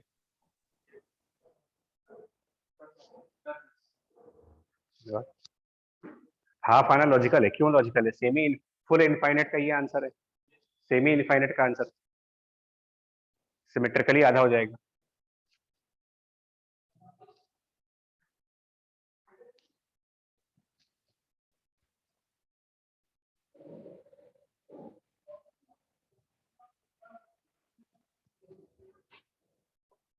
सरफेस की चॉइस बड़ी मैटर करती है भाई इसमें, अगर हल्की सी भी गड़बड़ चॉइस हुई तो तब हेमिस्फीयर। हाँ, तो उसमें अब नहीं चूज करने में दिक्कत नहीं है, फिर उसके आगे हमको ये कॉन्फिडेंस रहे कि हाँ सिमेट्री लग रही है। एक स्टूडेंट के पॉइंट से सिमेट्री के बारे में कॉन्फिडेंट होना टफ है। वही सोच, मतलब करते समय क्वेश्चन ये लगता है कहीं हम गलत तो नहीं सोच रहे, पता नहीं सिमेट्री है कि नहीं है। तो ये दो डिराइव्ड रिजल्ट्स का यूज किया हमने यहाँ पर। दो डिराइव्ड रिजल्ट मतलब किसी और न्यूमेरिकल का रिजल्ट इस न्यूमेरिकल में फिट कर दिया है। और एग्जांपल देखिए,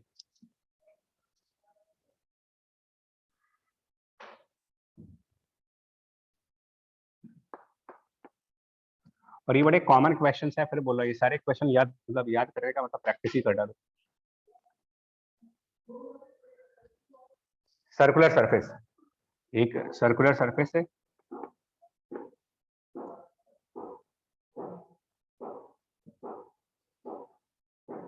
और इससे नेग्लिजिबल डिस्टेंस ऊपर पे point charge at negligible distance,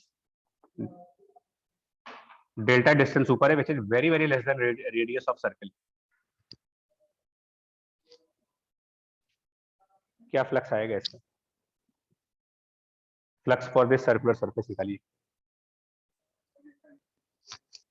flux for this circular surface.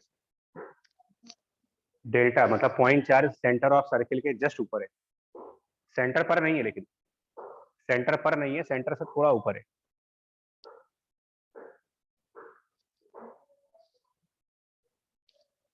Slightly above the centre और एग्जैक्टली ऑन सेंटर, दोनों में फर्क है।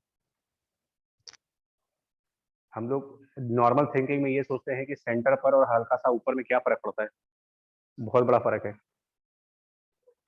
स्लाइटली अबव सेंटर में और एग्जैक्टली एट द सेंटर में डिफरेंस। निकाले इसका आंसर। दो तरीके हैं, या तो पुराना क्वेश्चन जो किया उसको यूज कर ले, या एक दूसरा ऑल्टरनेट क्या हो सकता है, सेकंड ऑल्टरनेट तरीका इसको करने का ये हो सकता है कि इससे और डेल्टा डिस्टेंस ऊपर, और डेल्टा डिस्टेंस ऊपर एक और सरफेस सर्किल के फॉर्म में इमेजिन करें। ये वन सरफेस, ये टू सरफेस, और दोनों सर्कल्स को मिला करके एक सिलेंडर बना दें, और थर्ड सरफेस सिलेंडर की कर्व सरफेस हो जाएगी। तीन सरफेसेस हो गई, सरफेस वन, सरफेस टू, और थर्ड वन सिलेंड्रिकल सरफेस। और φ1 प्लस φ2 प्लस φ3, सरफेस 3 सिलेंड्रिकल है, कर्व सरफेस है वो, और 1 और 2 सर्कुलर है। तीनों का समेशन गॉस लॉ के हिसाब से Q/ε0 Gauss law. But radius बहुत बड़ी है इसकी, delta very very less than R का मतलब रेडियस वेरी वेरी लार्ज, बहुत लार्ज रेडियस है। तो पॉइंट चार्ज Q का इफेक्ट,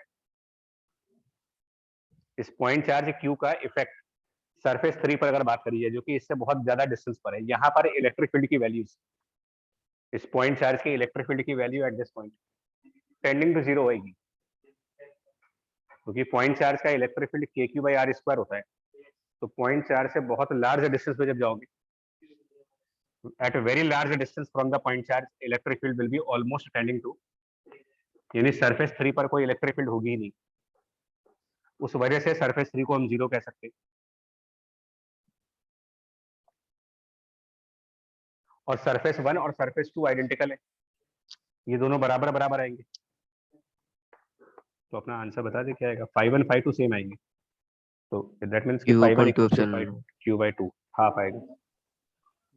सर उससे भी अप्रोक्सीमेशन लगा के यही आ रहा है। और उससे भी आएगा जो हमारा पिछली क्लास का एग्जांपल था, जेड इनफाइनाइट डिस्टेंस पे सरफेस। पॉइंट चार्ज रखा था, नहीं जेड डिस्टेंस पे जब पॉइंट चार्ज रखा था।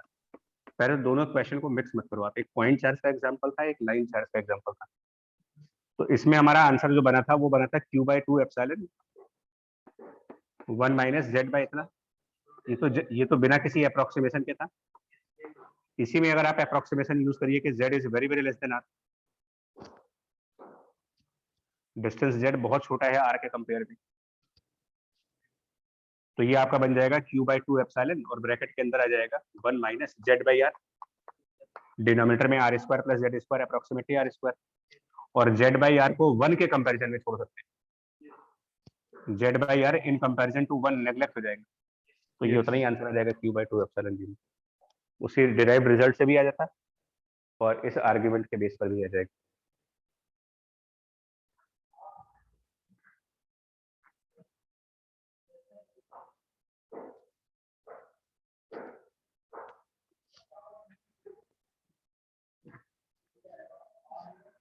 बट ये जो आर्ग्यूमेंट मैंने दिया है भी, पहला वाला आर्ग्यूमेंट, ये आप इसमें भी लगा सकते हो। अगर स्क्वायर सरफेस हो और इसके सेंटर से डेल्टा डिस्टेंस ऊपर चार्ज रखा जाए where delta much much less than a, लगाइए कैसे आएगा और आंसर बताओ। क्यूब और टाइप का बन क्यू जाएगा by 2 cube. Epsilon naught. Circle नहीं है तो अब की बार ये वाला मेथड तो काम नहीं कर पाएगा अप्रोक्सीमेशन वाला, लेकिन पहला वाला आर्गुमेंट फिर काम कर जाएगा। Yes sir. सेंटर से नेग्लिजिबल डिस्टेंस ऊपर चार्ज रखा जाए और स्क्वायर सरफेस हो।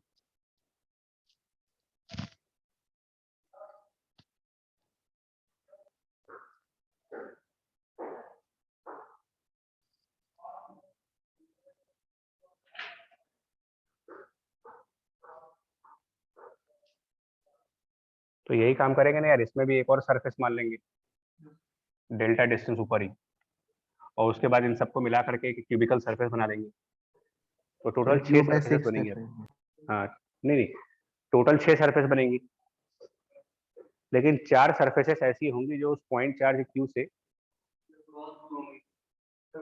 बहुत दूर होंगी। बॉटम सरफेस 1 और टॉप सरफेस 2 के अलावा बाकी की जितनी भी सरफेसेस हैं उनका पॉइंट चार्ज क्यू से डिस्टेंस बहुत ज्यादा है, तो बाकी के सरफेसेस पर इलेक्ट्रिक फील्ड की नेग्लिजिबल वैल्यूज आएंगी, इसलिए फ्लक्स नहीं आएगा। और इन दो सरफेसेस का फ्लक्स सिमेट्रिकली बराबर आएगा और उनका समेशन क्योंकि क्यू बाय एप्सिलॉन नॉट होगा, तो इसमें भी क्यू बाय 2 आ जाएगा।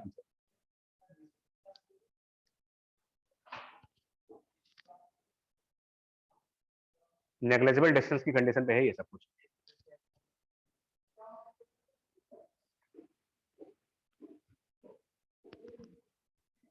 इसी का एक और बड़ा फेमस क्वेश्चन है,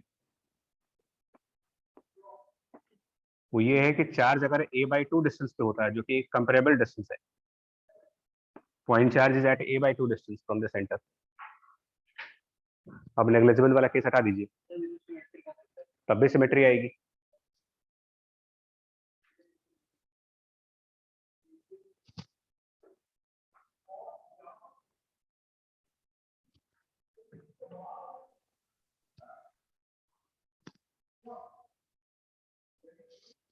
इसमें अब क्या करेंगे? सर पूरा क्यूब बन जाएगा हम्म, सिमेट्री से, तो क्यू बाय 6 एप्सिलॉन नॉट आ जाएगा। क्यू बाय 6 इसमें आ जाएगा। इसमें ये जो सरफेस 1 है ऐसी 5 और सरफेसेस सोची जा सकती है, और मान सकते हैं कि ये क्यू चार्ज किसी क्यूब के सेंटर पे है। मतलब अगर इससे a/2 ऊपर एक और पैरेलल सरफेस बना दें और फिर इन सारे सरफेसेस को मिला दें हाइपोथेटिकली, तो क्यूब बन जाएगा। और ये चार्ज सारे सरफेसेस से सिमेट्रिकली लोकेटेड है, तो flux for entire cube Gauss law से क्यू बाय एप्सिलॉन 0 और flux for any one surface symmetry की वजह से 1/6 करेंगे इसको।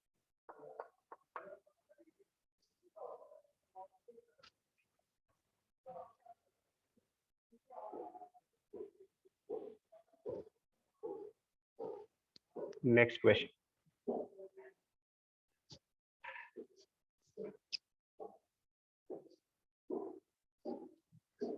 स्क्वायर बेस पिरामिड का एग्जांपल फिर से लीजिए।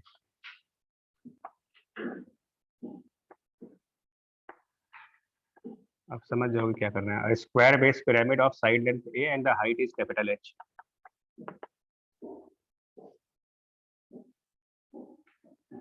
Square base pyramid, side length है, height capital H। Inside pyramid, अब देखो समझोगे आप कैसे। Inside pyramid there is a charge capital Q। Inside pyramid there is a charge capital Q at a y distance from the center of square. Inside pyramid Q charge is at y distance from center of square.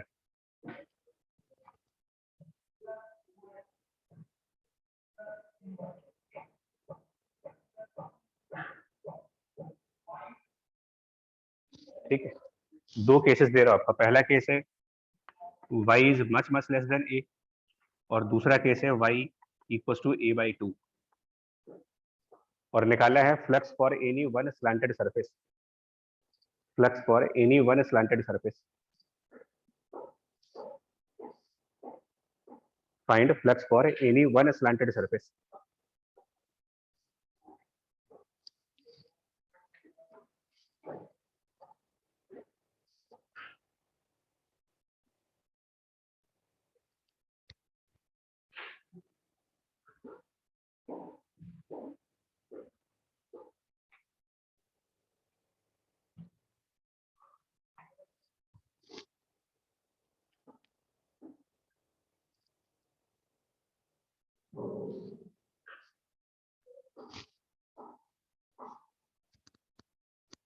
और इसमें एक तीसरा case भी add करो, एक तीसरा case करो y 0 है, मतलब चार्ज स्क्वायर बेस के सेंटर पे ही रख दिया जाए, ठीक है। कंसेप्चुअल क्वेश्चन करा रहा, उसमें आपको अब डाउट नहीं आना चाहिए आगे चल करके कि ये और ये सेम चीजें नहीं आती हैं। y much less then a और y 0 डिफरेंस आएगा पूरे आंसर में।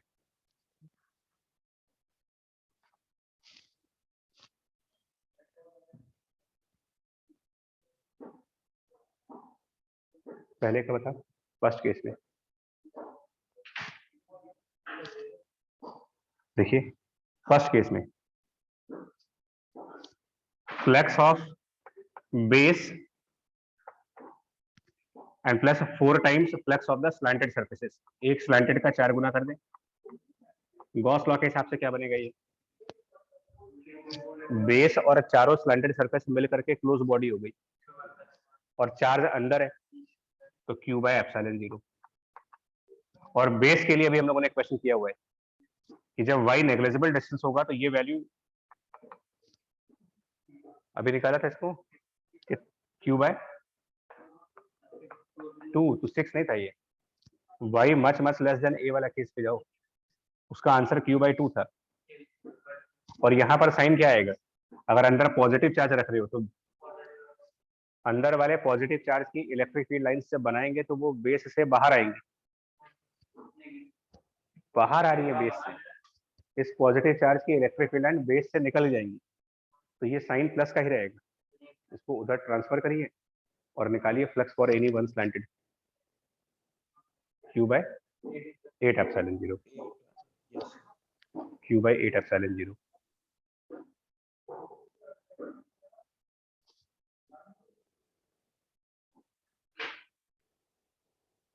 अब y दूसरा वाला केस a बाय 2 वाला,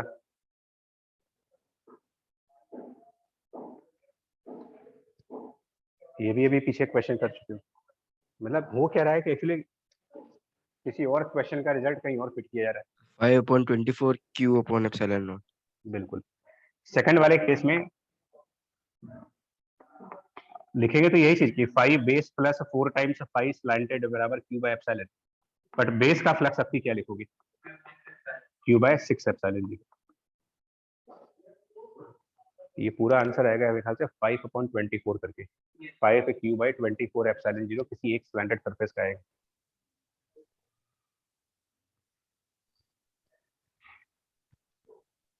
और तीसरे वाले में तो गॉस लॉ वैलिड नहीं होगा ना, कोई सरफेस पे आ जाएगा वो। बिल्कुल, नहीं तो आंसर तो लाना ही पड़ेगा ना, लेकिन आंसर तो आएगा, गॉस लॉ भले ना लगे, कुछ और करके आएगा, Q by 8 आ जाएगा, Q by 8 आ Q जाएगा। बाय 8 आ जाएगा तीसरे वाले में।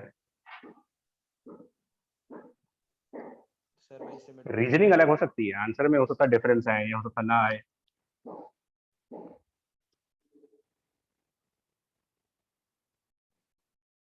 तो थर्ड केस में एक्चुअली हो क्या रहा है कि जो चार्ज है वो स्क्वायर के सेंटर पे रख दे रहे हैं हम लोग, तो अभी तो गॉस लॉ लगा नहीं सकते, चार्ज एक सरफेस पर आ चुका है, पॉइंट चार्ज एक सरफेस के ऊपर है, तो यहाँ तो गॉस लॉ नहीं लगेगा। कोई बात नहीं, ना लगे।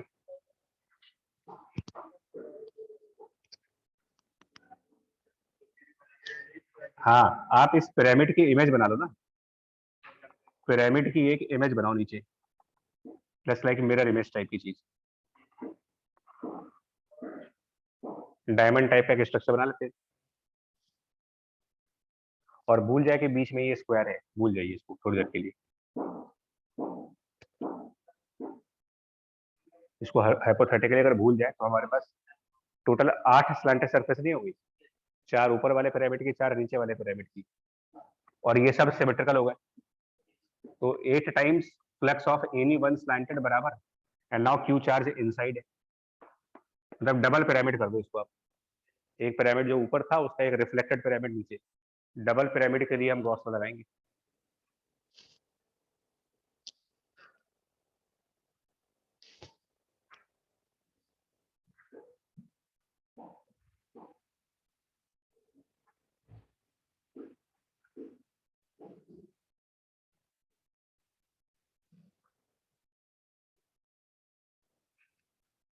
ठीक, अगला देखिए।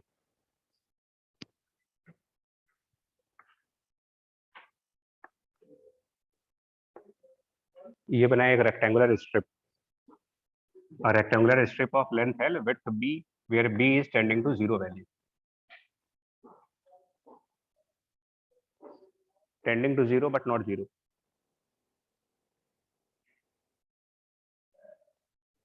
और इसके नॉर्मल, स्ट्रिप के नॉर्मल D डिस्टेंस पर point charge Q, point charge Q at a D distance normal to the strip, point charge Q at a D distance normal to this strip. Flux for the strip कितना आएगा? Find the flux for this strip.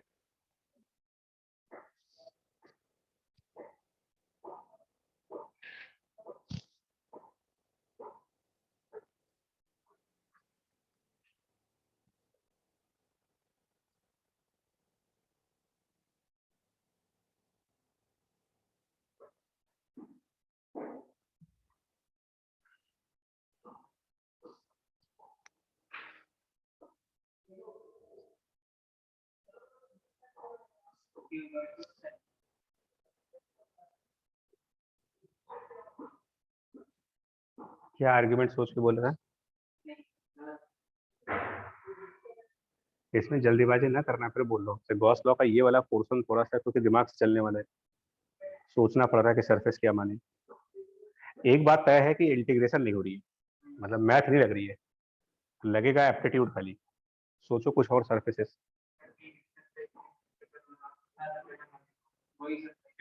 मतलब इसी का एक parallel उधर बना दें, लेकिन क्लोज कैसे होगा? ये क्लोज कैसे करोगे इसको? क्लोज तो होगा नहीं, ये तो दो 6 आमने साइडें ले ले।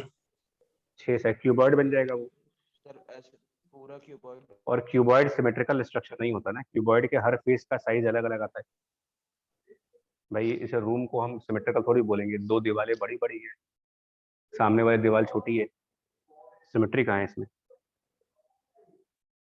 Cube is symmetrical not cuboid.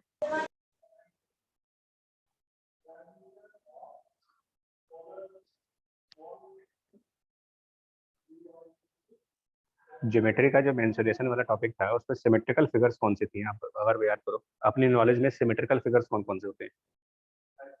Circle.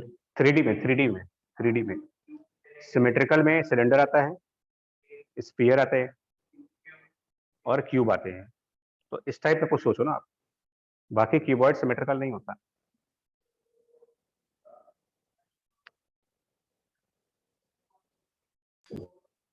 Cylindrical मान के। हाँ, दो ही तीन आपके सिमेट्रिकल ऑब्जेक्ट है हमारी नॉलेज में, अपनी नॉलेज में तो इससे ज्यादा है भी नहीं। सिलेंडर है, क्यूब है और स्फीयर है। और 2D में जाएं अगर, तो 2D में circle is a symmetrical figure, regular polygon symmetrical होते हैं, उनके अलावा कुछ है ही नहीं। सर्किल और रेगुलर पॉलीगन के अलावा सिमेट्रिकल फिगर कहाँ है कोई? रोम्बस सिमेट्रिकल होता नहीं, स्क्वायर सिमेट्रिकल नहीं होते।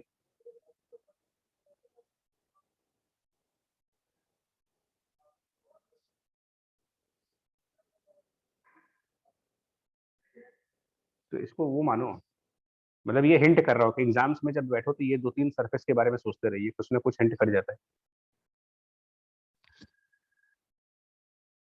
इसको वो मानो ना आप, अगर हम ऐसे इमेजिन करें कि एक डी रेडियस का सिलेंडर है, इमेजिन करें सिलेंडर ऑफ डी रेडियस जिसके सेंटर पर चार्ज है, और एल लेंथ का सिलेंडर है, और सिलेंडर के कर्व सरफेस पर एक बहुत नैरो सी स्ट्रिप बना है, बी विड्थ की एक नैरो स्ट्रिप सिलेंडर के सरफेस के ऊपर। तो क्या ये और ये आइडेंटिकल कंडीशंस नहीं बन जाएंगी? सिलेंडर के सरफेस पर छोटा सा आर्क ले लो आप, सिलेंडर के सरफेस पे छोटा सा आर्क बी और एक लीनियर स्ट्रिप बना ले, क्योंकि वो बी टेंडिंग टू 0 है तो वो आर्क देखने में स्ट्रेट लाइन दिखेगा। बी लेंथ का आर्क ले रहे हैं बट वो आर्क इतना छोटा है कि वो आर्क ना दिख करके स्ट्रेट लाइन दिखेगी हमें। और ऐसी कितनी स्ट्रिप बनाई जा सकती है, मतलब बी बी मतलब बी लेंथ, फिर अगला बी लेंथ, फिर अगला बी लेंथ, फिर अगला बी लेंथ, इस तरीके के कितने आर्क लेंथ बनेंगे, number of arcs B B B B width के निकाल सकते। 2 पाई डी सरकमफ्रेंस हो जाएगी, सरकमफ्रेंस को आर्क लेंथ बी से डिवाइड करेंगे तो नंबर ऑफ स्ट्रिप्स आ जाएंगी, और ये सभी स्ट्रिप्स आइडेंटिकल नहीं होंगी। तो अगर किसी एक स्ट्रिप का 5 फ्लक्स हो तो ये सारे स्ट्रिप आइडेंटिकल है, तो इसको 5 से मल्टीप्लाई कर दें अगर तो पूरे सिलेंडर का फ्लक्स आ जाएगा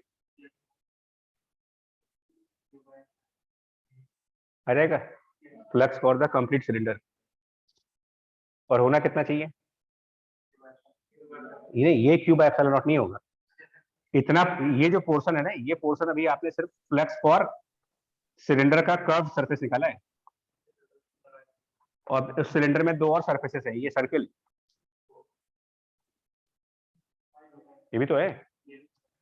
तो जो सिलेंडर का ये सर्कुलर सरफेस है इसका भी तो कुछ फ्लक्स बनेगा, क्योंकि अगर यहाँ पर फ्लक्स काउंट नहीं करोगे, यहाँ खुला ओपन मान ले तो ओपन होगा तो गॉस लॉ लगेगी, और इसका फ्लक्स फिर वही numerical Q by 2 epsilon 1 minus आपके जेड की जगह पर वो जो डिस्टेंस जेड था, नहीं L/2 होगा, वो जेड की जगह L/2 by root of R radius मतलब D और प्लस L/2 का स्क्वायर, और नीचे भी सर्किल है 2 times this total value will be Q by epsilon 0। सही सोचा था मैंने, लेकिन फिर सोचा लगा कि स्ट्रिप कैसे निकालना है, ये तो प्रैक्टिस का पार्ट, यही प्रैक्टिस का पार्ट है बच्चा, क्या करेंगे।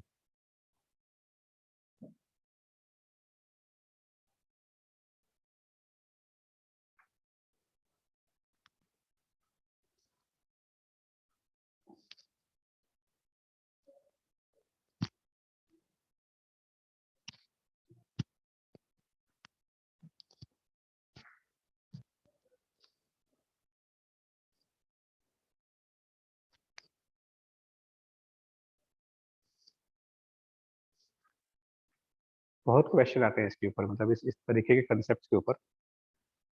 अब इनके लिए कोई थ्योरी नहीं है ना कि भाई कोई थ्योरी होती तो बता भी देते कि यार ये सरफेस सोचना है, तो पेपर में पता नहीं कौन सी फिगर का आ जाए।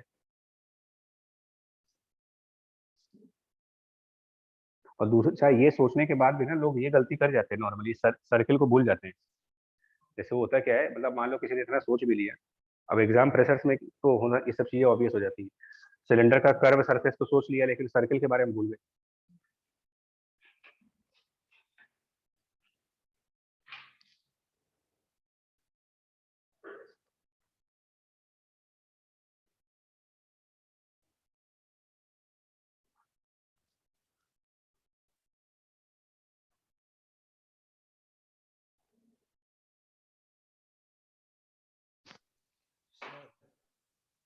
सर वो कर्व सरफेस वाला फ्लक्स एक बार फिर से बता दीजिए। तुम्हारी आवाज बहुत धीमे आ रही है। कर्व सरफेस वाला फ्लक्स जो आपने निकाला था वो एक बार फिर से देखो, हमने ये निकाला, जैसे ये स्ट्रिप है, ऐसे सोचो आप इसके बगल में एक और स्ट्रिप इमेजिन करें, ऐसे सोचिए, इसके बगल में एक और स्ट्रिप इमेजिन करें।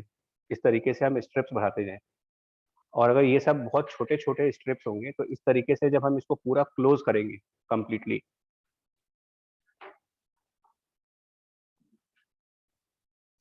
पॉलीगन से समझो। अच्छा, पॉलीगन जब बनाते हो आप, 3 sided polygon, 4 sided polygon, 5 sided polygon, 6 sided polygon, अगर हम पॉलीगन में नंबर ऑफ साइड बढ़ाते जाए तो क्या धीरे धीरे ये सर्कुलर शेप नहीं ले लेगा? Yes sir.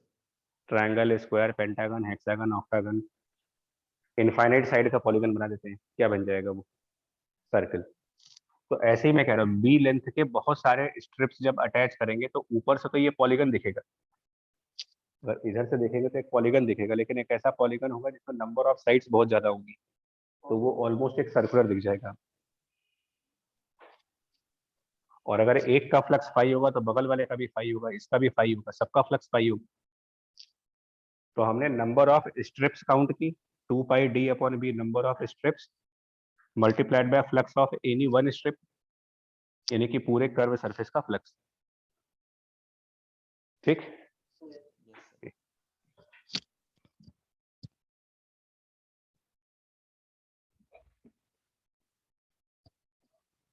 अब यही देखो, दो ही सबसे ज्यादा आते हैं, पॉइंट चार्ज, लाइन चार्ज, क्योंकि इन दो के ही रिजल्ट सबसे कन्वीनियंट है। अगेन एल और B, again B tending to 0, इससे नॉर्मल डी डिस्टेंस पर, डी डिस्टेंस नॉर्मल जा करके, and take infinite line charge, take this infinite line charge. अब बताएं क्या आंसर आएगा? Flux for this rectangular strip निकालना है, पॉइंट चार्ज की जगह लाइन चार्ज रख ले।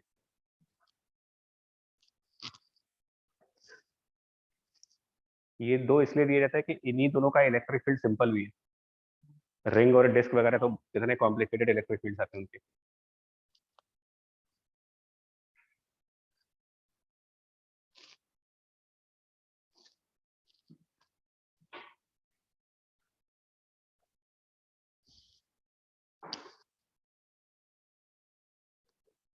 इसमें भी सेम कंसेप्ट हो गया। इस स्ट्रिप को एक सिलेंडर के कर्व सरफेस पर मान सकते हैं।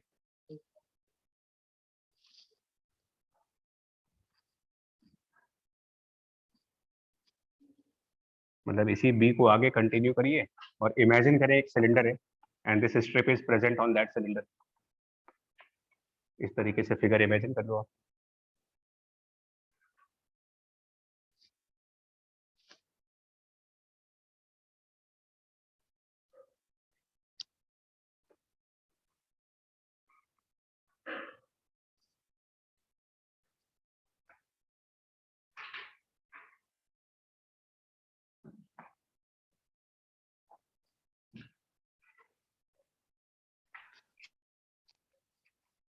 बाकी का पार्ट तो वैसे ही रहेगा मेरे ख्याल से, 2 पाई डी अपॉन बी करके नंबर ऑफ स्ट्रिप आएगी, इनटू फाई करेंगे तो ये फ्लक्स ऑफ कर्व सरफेस आ गया। इसमें जो फाई है वो इस स्ट्रिप का फ्लक्स है, तो flux of one strip multiplied by number of such strips, ये हो गया। अब ऊपर का सर्किल और नीचे का सर्किल बचा। नहीं, लेकिन ये फुल इनफाइनाइट वायर है।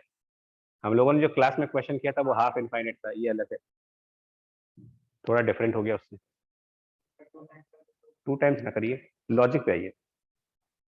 इनफाइनाइट वायर्स की इलेक्ट्रिक फील्ड लाइंस का डायरेक्शन कैसे दिखाते हो? अगर ये इनफाइनाइटली लॉन्ग है तो इसकी इलेक्ट्रिक फील्ड लाइन कैसे दिखाओगे? Direction wise. डायरेक्शन वाइज मतलब एक वायर लीजिए जिसकी लेंथ इनफाइनाइट है, दोनों साइड, इधर भी इनफाइनाइट है, इधर भी इनफाइनाइट। अब अगर कहा जाए कि यहाँ पर इलेक्ट्रिक फील्ड की डायरेक्शन बताइए, इधर आएगी। ऊपर दिखाएं तो इनफाइनाइट है, इनफाइनाइट है, इनफाइनाइट है यहाँ पर। मतलब इस पॉइंट के ऊपर भी इनफाइनाइट चार्ज है और इस पॉइंट के नीचे भी इनफाइनाइट चार्ज है। तो जब दोनों तरफ बराबर बराबर चार्ज आएंगे तो इलेक्ट्रिक फील्ड तो हमेशा ऐसी ही रहेगी। इनफाइनाइट लाइन चार्ज है भैया, फाइनाइट नहीं है। अगर ये फाइनाइट लेंथ होती तब हम कहते हैं कि सेंटर के ऊपर जाने पर एक तरफ लेंथ कम हो जाएगी, एक तरफ लेंथ ज्यादा हो जाएगी। बट जब इन्फिनिटी है वो, तो अगर हम थोड़ा कम भी करेंगे उसके बावजूद भी इन्फिनिटी में से कुछ सब्ट्रैक्ट होने के बाद भी इन्फिनिटी रहेगी, और इधर इन्फिनिटी में कुछ ऐड होने के बाद भी इन्फिनिटी होगा। तो किसी भी कंडीशन में दोनों तरफ इनफाइनाइट लेंथ रहेंगी। इस वजह से इलेक्ट्रिक फील्ड की डायरेक्शन ऐसे बनी रहेंगी, और यहाँ भी इलेक्ट्रिक फील्ड की डायरेक्शन ऐसे दिखाएंगे। और ये electric field line circular surfaces के पैरेलल नहीं होगी। तो शॉर्ट नोट्स का सेकंड पॉइंट, अगर इलेक्ट्रिक फील्ड लाइन सरफेस के पैरेलल हो चुकी है तो सर्कुलर सर्फेसेस से कोई फ्लक्स नहीं आएगा। इस बार 0 flux for the circle. Second point जो अभी स्टार्ट किया था उसका दूसरा वाला point, electric field parallel to surface है। तो अब इसमें कुछ नहीं ऐड करना है और इसको डायरेक्टली किसके बराबर करेंगे? 2L lambda by epsilon naught. Total charge जो सिलेंडर के अंदर है, और अगर ये एल लेंथ की स्ट्रिप है यानी सिलेंडर भी एल लेंथ का है, तो लैम्डा एल यहाँ पर और कर देंगे। अब उससे आंसर आएगा हमारा।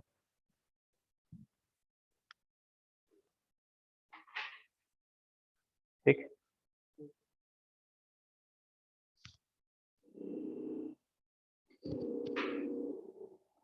बड़ा अजीब है।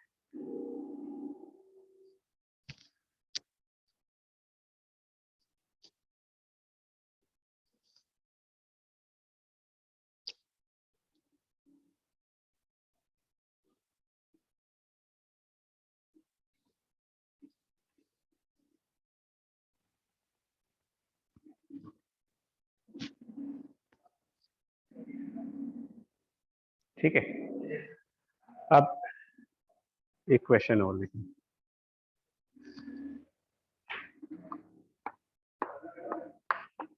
इसको मैं वर्ड्स पर लिख रहा हूँ, इन ए स्पेस फिल्ड विथ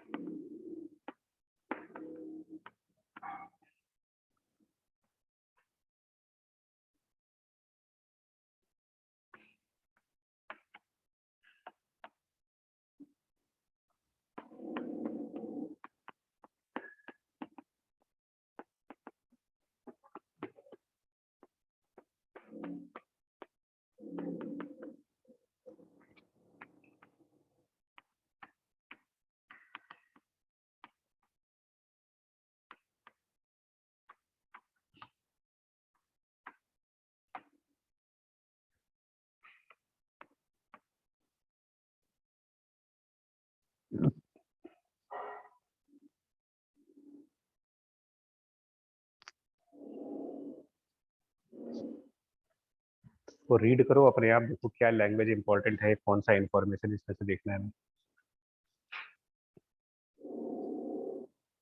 मतलब एक्सप्लेन नहीं करेंगे क्वेश्चन, देखिए अपने आप कितना समझ पा रहे हैं।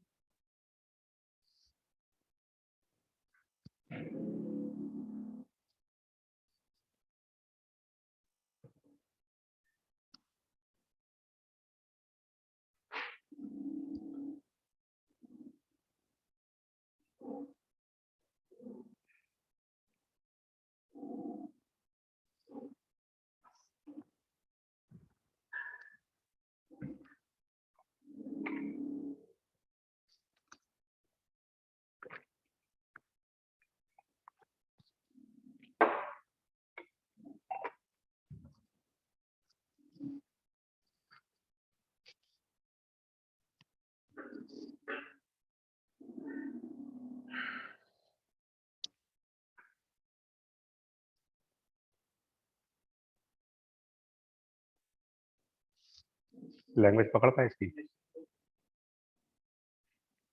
बताएं क्या करेंगे।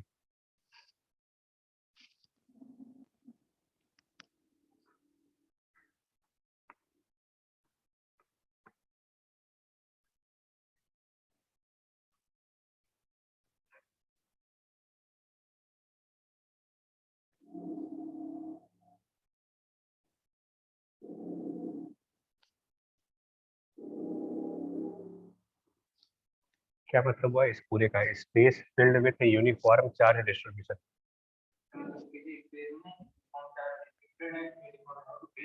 तो ये जो डिस्ट्रीब्यूशन ऑफ चार्ज है, ये लाइन वाइज है, एरिया वाइज है कि वॉल्यूम वाइज? डिस्ट्रीब्यूशन तीन तरीके के होते हैं, लेंथ वाइज, सरफेस वाइज और वॉल्यूम के रिस्पेक्ट में। तो यहाँ पर स्पेस की बात हो रही है, तो स्पेस 3D हुआ, मतलब चार्ज वॉल्यूम में डिस्ट्रीब्यूटेड है। तो लेट चार्ज डेंसिटी इज, ये मान लेते हैं कि density of that charge is rho. मतलब चार्ज पर यूनिट वॉल्यूम, डेंसिटी मीन्स इतना चार्ज यूनिट वॉल्यूम में होगा। Phi naught which is the flux of cube, Gauss law के हिसाब से ये एप्सिलॉन डिवाइडेड बाय ये rho a cube by epsilon naught. हाँ, और क्यूब का चार्ज चाहिए, तो डेंसिटी पता है, उसको क्यूब के वॉल्यूम से मल्टीप्लाई करेंगे। और यही अगर स्फीयर के लिए लिखना चाहोगे आप, तो वो भी उसी स्पेस में है, अलग से स्पेस तो है नहीं कोई, तो उसके लिए सेम डेंसिटी यूज होगी, बट वॉल्यूम स्फीयर का लगेगा 4/3 पाई आर क्यूब। अब आर निकालने के लिए एक और इन्फॉर्मेशन, आर निकालने के लिए एक्स्ट्रा इन्फॉर्मेशन दी गई है कि स्फीयर का सरफेस एरिया उतना ही है जितना क्यूब का है। हाँ, तो यानी कि 4 पाई आर स्क्वायर जो सरफेस एरिया है स्फीयर का बराबर होना चाहिए 6a स्क्वायर, राइट, क्योंकि क्यूब का total surface area 6a square होगा। जल्दीबाजी करें, यहाँ लोग a स्क्वायर भी लिखते हैं, पढ़ते तो क्यूब है बट माइंड में पिक्चर बनती है स्क्वायर की।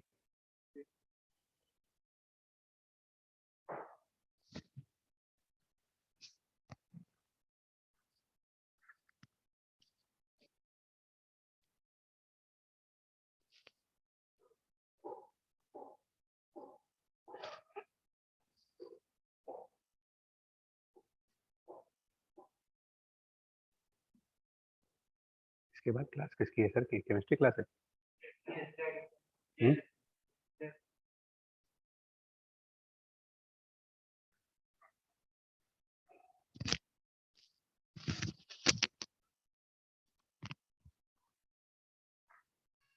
सर कुछ ऐसा आ रहा है 2√3/2π5 इसका प्लस।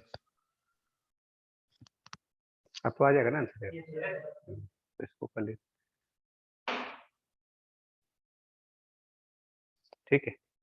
अब इसमें एक चीज रह गई है लेकिन हमको बाद ही में हो पाएगी, मतलब नॉन यूनिफॉर्म इलेक्ट्रिक फील्ड के अंदर क्लोज सरफेसेस अगर हो, close surface in the non uniform electric field, अभी तक तो हम लोग यूनिफॉर्म मान लेते हैं, तो वहां तो आंसर 0 हो जा रहा था, ये गॉस लॉ। तो 2-3 न्यूमेरिकल बचे हैं, अगली क्लास में उसको कर लेंगे, और उसके बाद स्टार्ट होगा हमारा गॉस लॉ के थ्रू इलेक्ट्रिक फील्ड निकालना, गॉस लॉ के थ्रू इलेक्ट्रिक फील्ड निकालना, उसके बाद कंडक्टर्स, कंडक्टर के बाद पोटेंशियल एंड देन कैपेसिटर, इस तरीके से, ठीक।